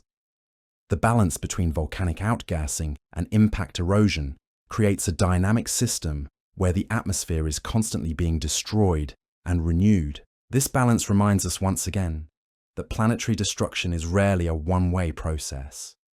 While impacts strip away atmospheric material, they also deliver new materials to planetary surfaces. Water, organic compounds, and metals from asteroids and comets have been accumulating on planetary surfaces throughout solar system history. Earth's oceans may have been filled primarily through impact delivery of water-rich comets during the early bombardment period 4 billion years ago. The carbon that makes up all organic life on our planet likely arrived through similar impact processes. In this sense, the same collisions that can destroy also create, adding the raw materials needed for new forms of complexity to emerge. The study of impact processes has revealed something profound about the nature of planetary evolution. What appears destructive from one perspective reveals itself as constructive from another. The impacts that crater planetary surfaces also deliver the materials needed for geological processes. The collisions that strip away atmospheres also provide the energy needed to drive chemical reactions that create new atmospheric components. This duality extends to the formation of planetary systems themselves. The same impact processes that can destroy individual worlds also played crucial roles in building those worlds in the first place. The planets formed through countless collisions of smaller bodies, each impact adding mass and energy to the growing worlds. The asteroid impact that may have contributed to the extinction of the dinosaurs 65 million years ago also delivered rare elements to Earth's crust, and may have triggered the volcanic activity that created new habitats for surviving species. Destruction and creation intertwine so intimately that they become different aspects of the same fundamental process. As we drift deeper into our exploration of cosmic transformation, let's turn our attention to another form of gradual planetary modification that operates on even more intimate scales. This is the story of how solar radiation, that gentle stream of photons that warms our days and drives our weather, can slowly but systematically dismantle the very atoms that make up planetary atmospheres. Every photon of light carries energy, and when that energy is sufficient, it can break the chemical bonds that hold atmospheric molecules together. This process, called photodissociation, happens constantly in the upper atmospheres of every planet in our solar system. It's so gentle that individual molecules simply drift apart, their constituent atoms free to form new combinations or escape into space entirely. The process follows quantum mechanical principles that govern all atomic interactions. When a high-energy photon strikes a molecule, it can promote electrons to higher energy levels, weakening or breaking the bonds that hold atoms together. The probability of this happening depends on the photon's energy and the specific molecular structure it encounters. Different molecules absorb different wavelengths of light, creating a kind of spectroscopic fingerprint that determines how they interact with stellar radiation. Water molecules readily absorb ultraviolet light, splitting into hydrogen and oxygen atoms. Carbon dioxide molecules break apart under different wavelengths, separating into carbon monoxide and atomic oxygen. These atomic fragments don't simply recombine into their original molecules. Instead, they participate in complex chemical networks that can completely transform atmospheric composition over geological time. Oxygen atoms might combine with other molecules to form ozone. Hydrogen atoms, being the lightest, often gain enough thermal energy to escape the planet's gravity entirely. The rate of photodissociation depends on several factors, all of which follow predictable physical relationships. The intensity of stellar radiation decreases with distance from the star, following the inverse square law. Atmospheric density affects how deeply photons can penetrate before being absorbed. Temperature influences how quickly the products of photodissociation can escape to space. Venus provides a fascinating example of photodissociation at work. The planet's thick carbon dioxide atmosphere is constantly being broken apart by solar ultraviolet radiation in the upper atmosphere. The resulting oxygen atoms react with the surface rocks, while hydrogen atoms escape to space. Over billions of years, this process has completely removed any water that Venus might have once possessed. The loss of hydrogen through photodissociation is irreversible on planetary timescales. Once hydrogen atoms gain enough energy to escape a planet's gravity, they join the solar wind and are carried away from the planetary system entirely. This represents a fundamental change in the planet's chemical inventory, a slow but permanent alteration of its composition. Earth experiences hydrogen loss through photodissociation as well, but at rates so slow that the process is barely detectable. Our planet's strong magnetic field helps protect the upper atmosphere from the most energetic solar radiation, and our distance from the Sun reduces the intensity of photodissociation processes. But even Earth is slowly losing its lightest atmospheric constituents. Scientists can measure the rate at which hydrogen and helium escape from our planet's upper atmosphere. The timescales involved are so vast that these losses won't significantly affect Earth's habitability for billions of years. But they remind us that even our own world participates in the slow cosmic recycling of matter. Mars tells a different story. Being smaller and having no protective magnetic field, The red planet has been losing atmospheric hydrogen at much higher rates throughout its history. The planet that may once have had enough water vapor to support a thick, warm atmosphere has been slowly bleeding hydrogen to space for billions of years. The isotopic composition of Martian atmospheric gases provides direct evidence of this loss. Hydrogen comes in two main forms: ordinary hydrogen and deuterium, which is twice as heavy. When hydrogen escapes to space preferentially, it leaves behind a higher concentration of deuterium in the remaining atmosphere. Mars shows clear evidence of this isotopic fractionation, confirming that it has lost enormous amounts of hydrogen over geological time. This isotopic detective work allows scientists to reconstruct the atmospheric history of planets throughout the solar system. By measuring the ratios of different isotopes in planetary atmospheres, they can calculate how much material has been lost to space and estimate what these worlds might have been like in the distant past. The process of photodissociation also creates some of the most beautiful phenomena in our solar system. The aurora that dance around Earth's poles are created when high-energy particles from the solar wind collide with atmospheric molecules, causing them to emit light as their electrons return to lower energy states. It's the same basic process as photodissociation, but operating in reverse, with energy being released as visible light rather than absorbed from incoming photons. Jupiter's moons provide even more dramatic examples of radiation-driven atmospheric modification. Io's thin atmosphere is constantly being stripped away by energetic particles trapped in Jupiter's powerful magnetic field. These particles break apart atmospheric molecules and accelerate the resulting ions to such high speeds that they escape the moon's weak gravity entirely. The material stripped from Io's atmosphere doesn't simply vanish. Instead, it becomes part of a giant torus of ionized gas that orbits Jupiter at Io's distance from the planet. This torus glows softly in ultraviolet light, creating one of the solar system's most spectacular but invisible to the naked eye phenomena. Europa, another of Jupiter's moons, experiences similar atmospheric erosion, but the process there may actually help create conditions suitable for life. The radiation that strips away Europa's thin oxygen atmosphere also splits water molecules in the moon's subsurface ocean, potentially creating the chemical energy gradients that could support biological processes. These examples illustrate once again how destruction and creation intertwine in cosmic processes.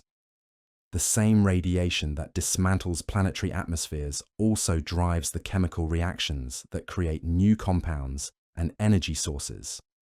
What appears destructive from one perspective enables new possibilities from another. The study of photodissociation has practical implications for understanding the habitability of planets around other stars. Red dwarf stars, which make up the majority of stars in our galaxy, emit intense ultraviolet and X-ray radiation that could rapidly strip atmospheres from nearby planets. But this same radiation might also drive the atmospheric chemistry needed to maintain oxygen-rich atmospheres on more distant worlds, as astronomers discover thousands of planets around other stars.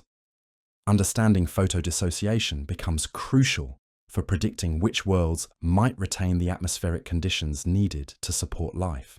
The delicate balance between atmospheric creation and destruction determines whether a planet can maintain stable climate conditions over the billions of years needed for complex life to evolve. The mathematics of photodissociation, like all the processes we've explored, follow predictable patterns that allow scientists to model atmospheric evolution with remarkable precision. Given a planet's size, atmospheric composition, distance from its star, and magnetic field strength, researchers can calculate how quickly different atmospheric components will be lost to space. These calculations reveal the profound sensitivity of planetary atmospheres to small changes in conditions. A planet slightly closer to its star might lose its water vapor in a few 100 million years rather than several billion. A world with a slightly weaker magnetic field might experience atmospheric erosion rates orders of magnitude higher than a magnetically protected planet. This sensitivity reminds us that the stable conditions we experience on Earth are the result of a delicate balance between competing processes. Our planet sits in what astronomers call the habitable zone, the region around our star where liquid water can exist on planetary surfaces. But this zone isn't fixed. As our sun ages and brightens, the habitable zone will slowly move outward, eventually leaving Earth too hot to support liquid water. The timescales involved in this stellar evolution are vast enough that life on Earth has billions of years to adapt or migrate before conditions become uninhabitable. But the process illustrates how even apparently stable systems are actually dynamic, constantly evolving according to the fundamental laws of physics and chemistry. Understanding photodissociation also helps us appreciate the remarkable nature of Earth's atmospheric composition. The oxygen we breathe is highly reactive and would quickly disappear from our atmosphere if it weren't constantly replenished by photosynthesis. The process that creates the oxygen we depend on is itself powered by solar radiation, the same energy source that drives atmospheric loss on other worlds. This creates a beautiful symmetry in Earth's atmospheric evolution. Solar radiation drives both the biological processes that create our oxygen-rich atmosphere and the chemical processes that would destroy it if life weren't constantly working to maintain the balance. We live within a dynamic equilibrium, a constant dance between creation and destruction that has been ongoing for billions of years. As our journey continues through the gentle mechanisms of cosmic transformation, let's explore another process that operates with such subtlety that it's almost invisible, yet shapes the evolution of every solid body in the solar system. This is the story of how magnetic fields, those invisible forces that guide compass needles and protect planets from harmful radiation, can slowly fade away, leaving worlds vulnerable to the patient erosion of space. A planetary magnetic field is one of the most elegant phenomena in physics, arising from the motion of electrically conducting fluids within a planet's interior. For Earth, this fluid is molten iron in the outer core, stirred by convection currents driven by the planet's internal heat. The moving metal acts like a vast dynamo, converting kinetic energy into magnetic energy that extends far into space. The mathematics describing magnetic field generation are complex but beautiful, involving the interplay between fluid dynamics, thermodynamics, and electromagnetism. These equations predict not only that magnetic fields should exist around planets with the right internal conditions, but also that these fields should be inherently unstable, waxing and waning over geological time. Earth's magnetic field has indeed changed throughout our planet's history. The magnetic poles wander slowly across the surface, sometimes moving hundreds of kilometers per century. Occasionally, the field weakens dramatically, and the poles flip entirely, with north becoming south and south becoming north. These reversals happen irregularly, sometimes separated by hundreds of thousands of years, sometimes occurring within a few thousand years of each other.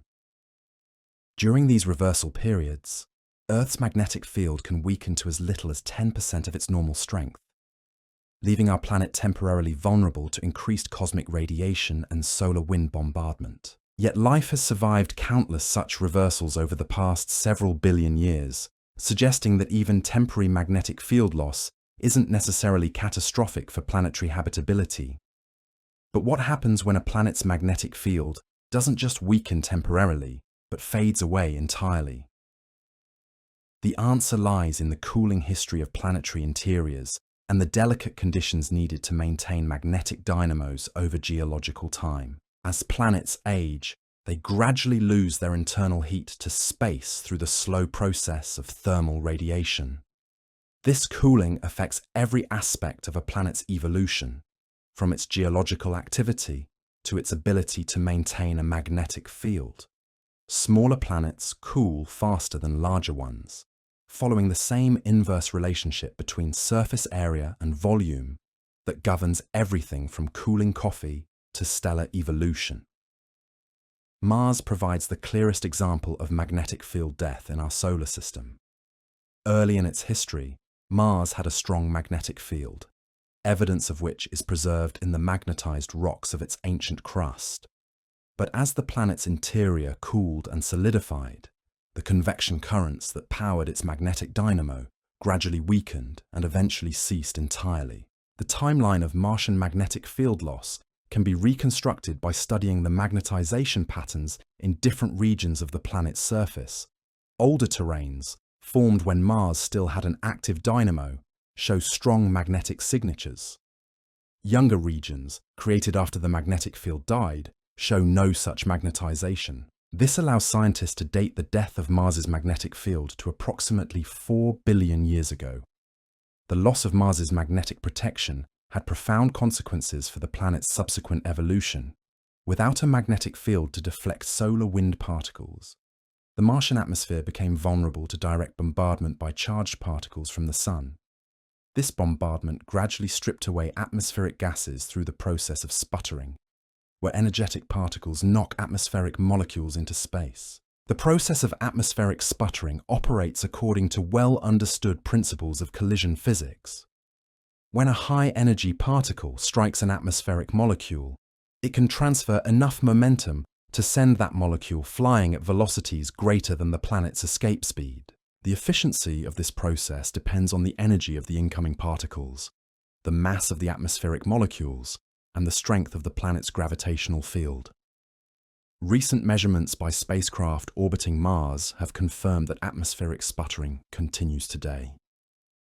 The planet loses several hundred tons of atmospheric gas to space every day, a tiny amount by terrestrial standards, but significant when accumulated over billions of years.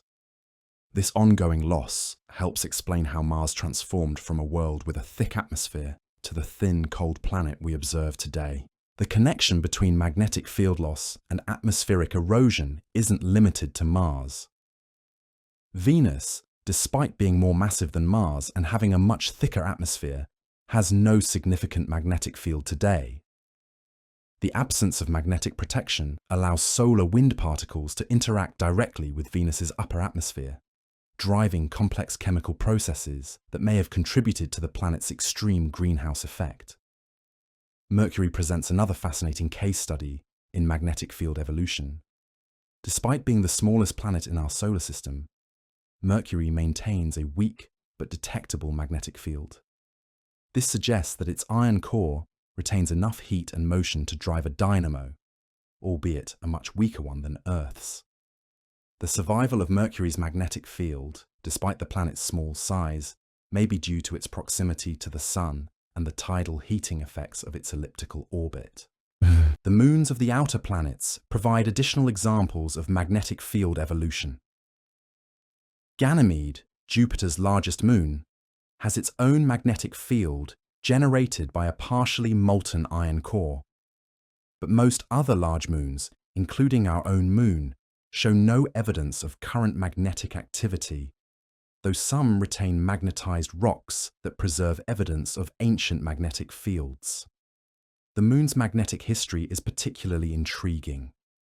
Samples returned by the Apollo missions show that some lunar rocks formed in the presence of a strong magnetic field, suggesting that our satellite once had an active dynamo.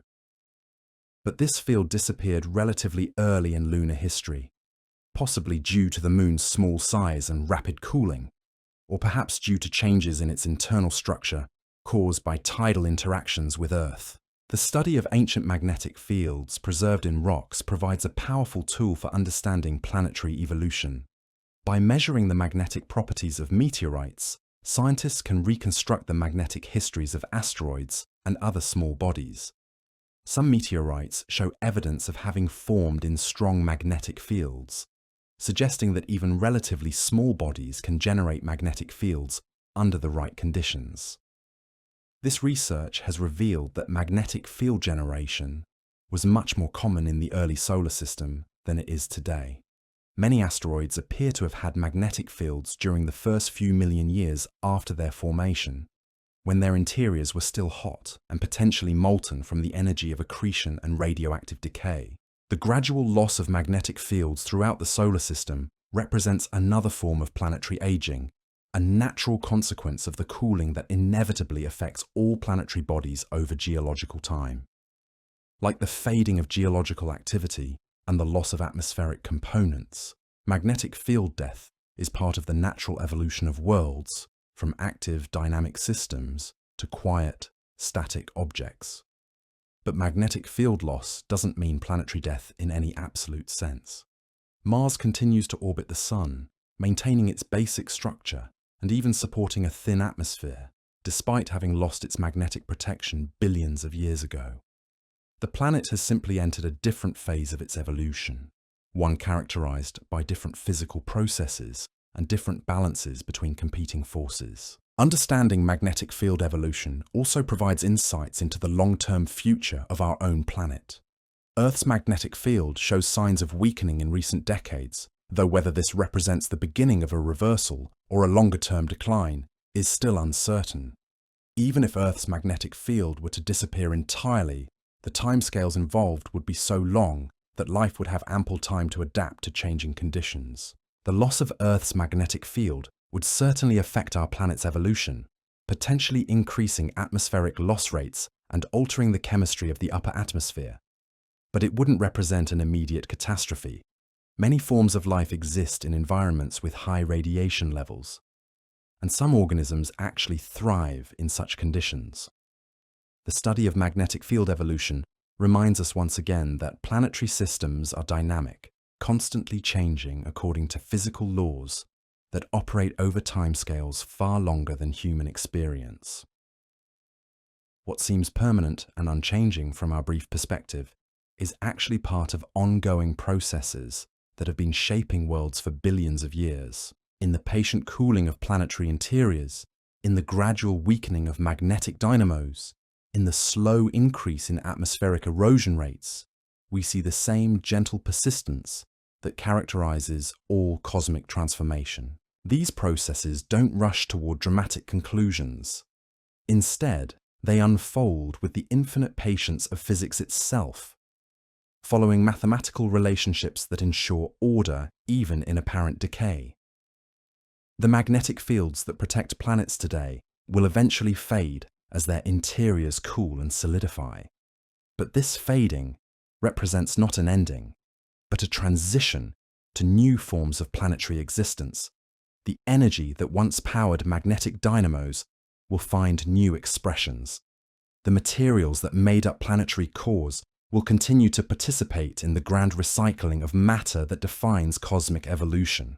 And in that ongoing recycling, in that eternal transformation of matter and energy from one form to another, we find the same deep peace that has guided our entire journey through the cosmos tonight. Change is constant, but it follows predictable patterns. Destruction is real, but it enables new forms of creation. Nothing is ever truly lost, only transformed into new expressions of the fundamental creativity that drives the universe itself. As we drift deeper into our cosmic meditation, let's explore one final mechanism of planetary transformation that brings together all the themes we've been contemplating. This is the story of how entire planetary systems can be reshaped not by sudden catastrophes, but by the slow, patient work of gravitational resonances, those invisible rhythms that govern the dance of worlds around their stars. A gravitational resonance occurs when two orbiting bodies exert regular, periodic gravitational influences on each other. Like a parent pushing a child on a swing at just the right moment to increase the amplitude of motion, these periodic gravitational tugs can gradually alter orbital characteristics over millions of years. The mathematics of resonances are particularly elegant, involving ratios of orbital periods that create predictable patterns of gravitational interaction. When Jupiter completes 2 orbits around the Sun, Saturn completes almost exactly 1 orbit, creating a 2-to-1 resonance between these giant planets. This relationship has persisted for billions of years, with each planet's gravity regularly tugging on the other in ways that stabilize rather than destabilize their orbits. But not all resonances are stabilizing. Sometimes, the periodic gravitational interactions can pump energy into orbital motion, causing orbits to become more elliptical or tilted. Over geological time, these changes can drive planets into unstable configurations, where close encounters or even collisions become inevitable.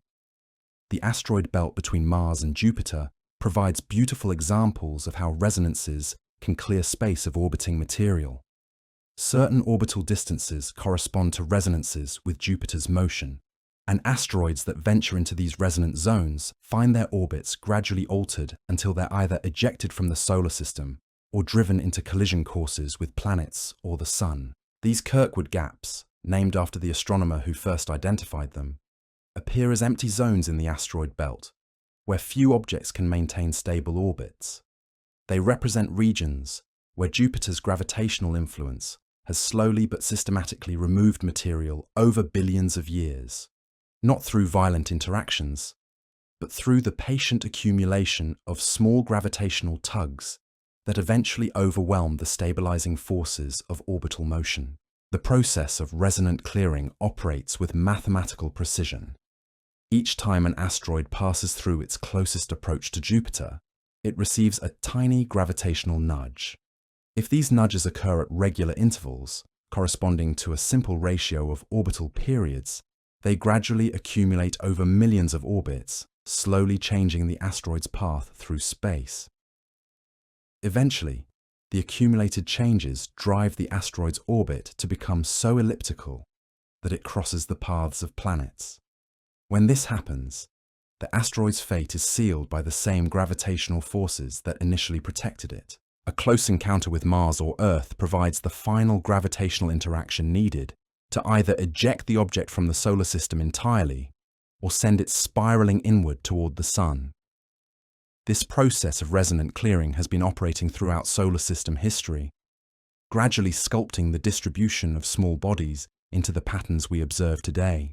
The asteroid belt structure, with its gaps and concentrations of material, tells the story of billions of years of gentle gravitational shepherding by Jupiter and the other giant planets.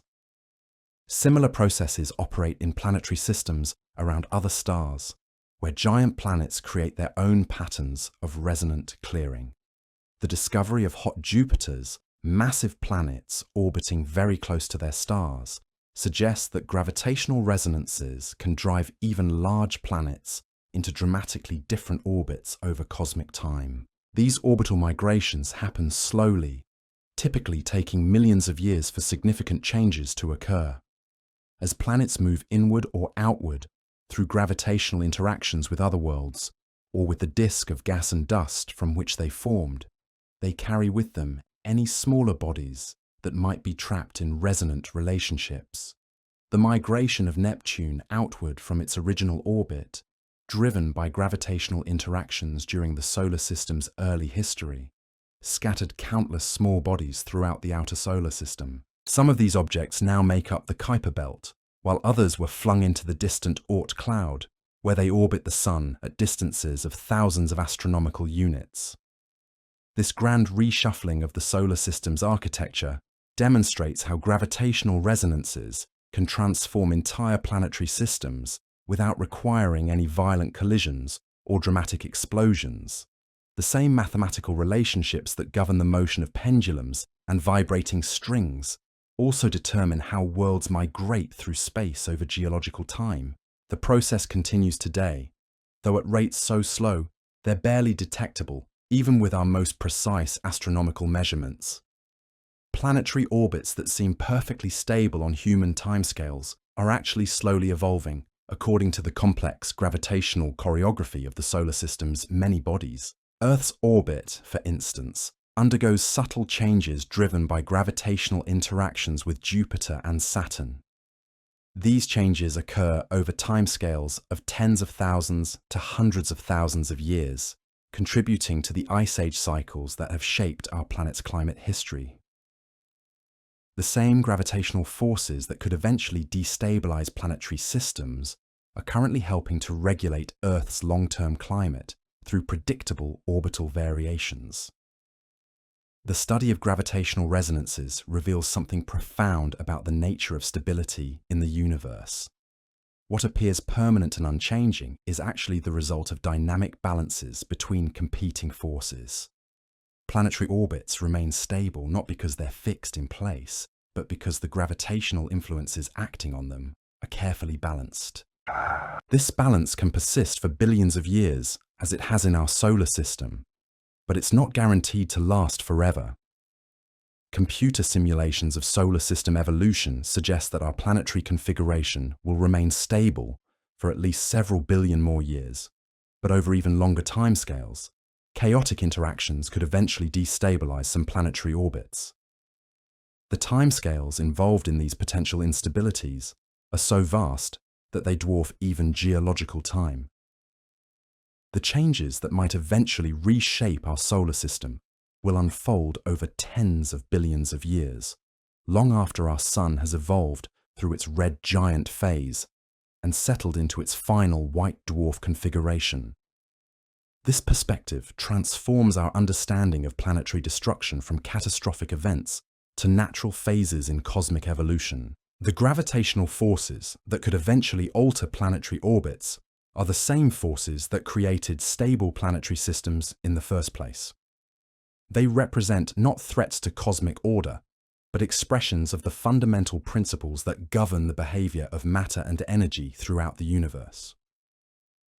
In the gentle mathematics of orbital resonances, in the patient accumulation of small gravitational perturbations, in the slow migration of worlds through space, we find the same elegant patterns that characterize all cosmic processes.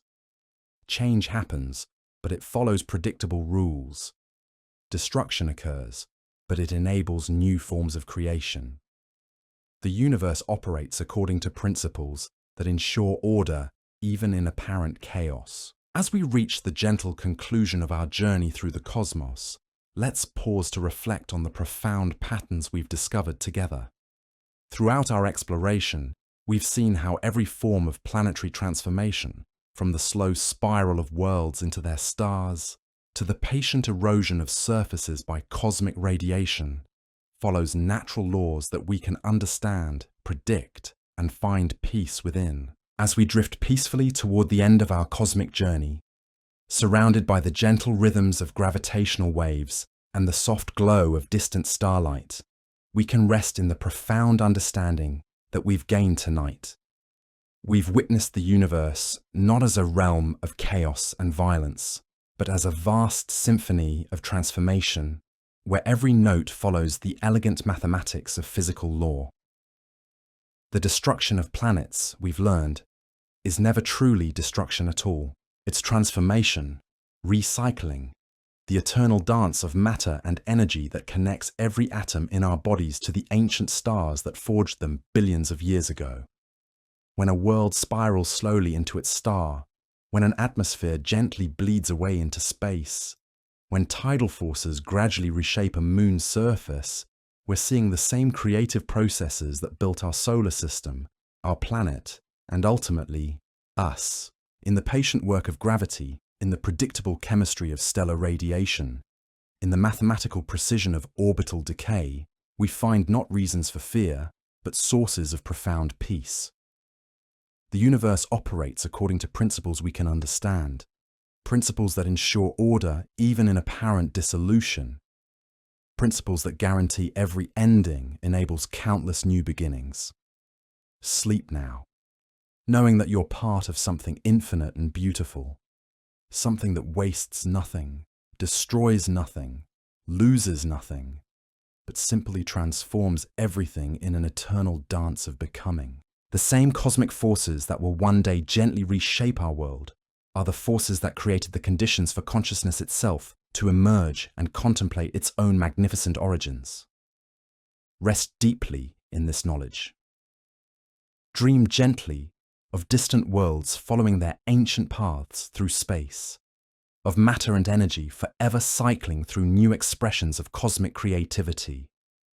For in the calm science of planetary destruction, we find the deepest truth of all, that in a universe governed by physical law, there is no true ending, only eternal, peaceful transformation.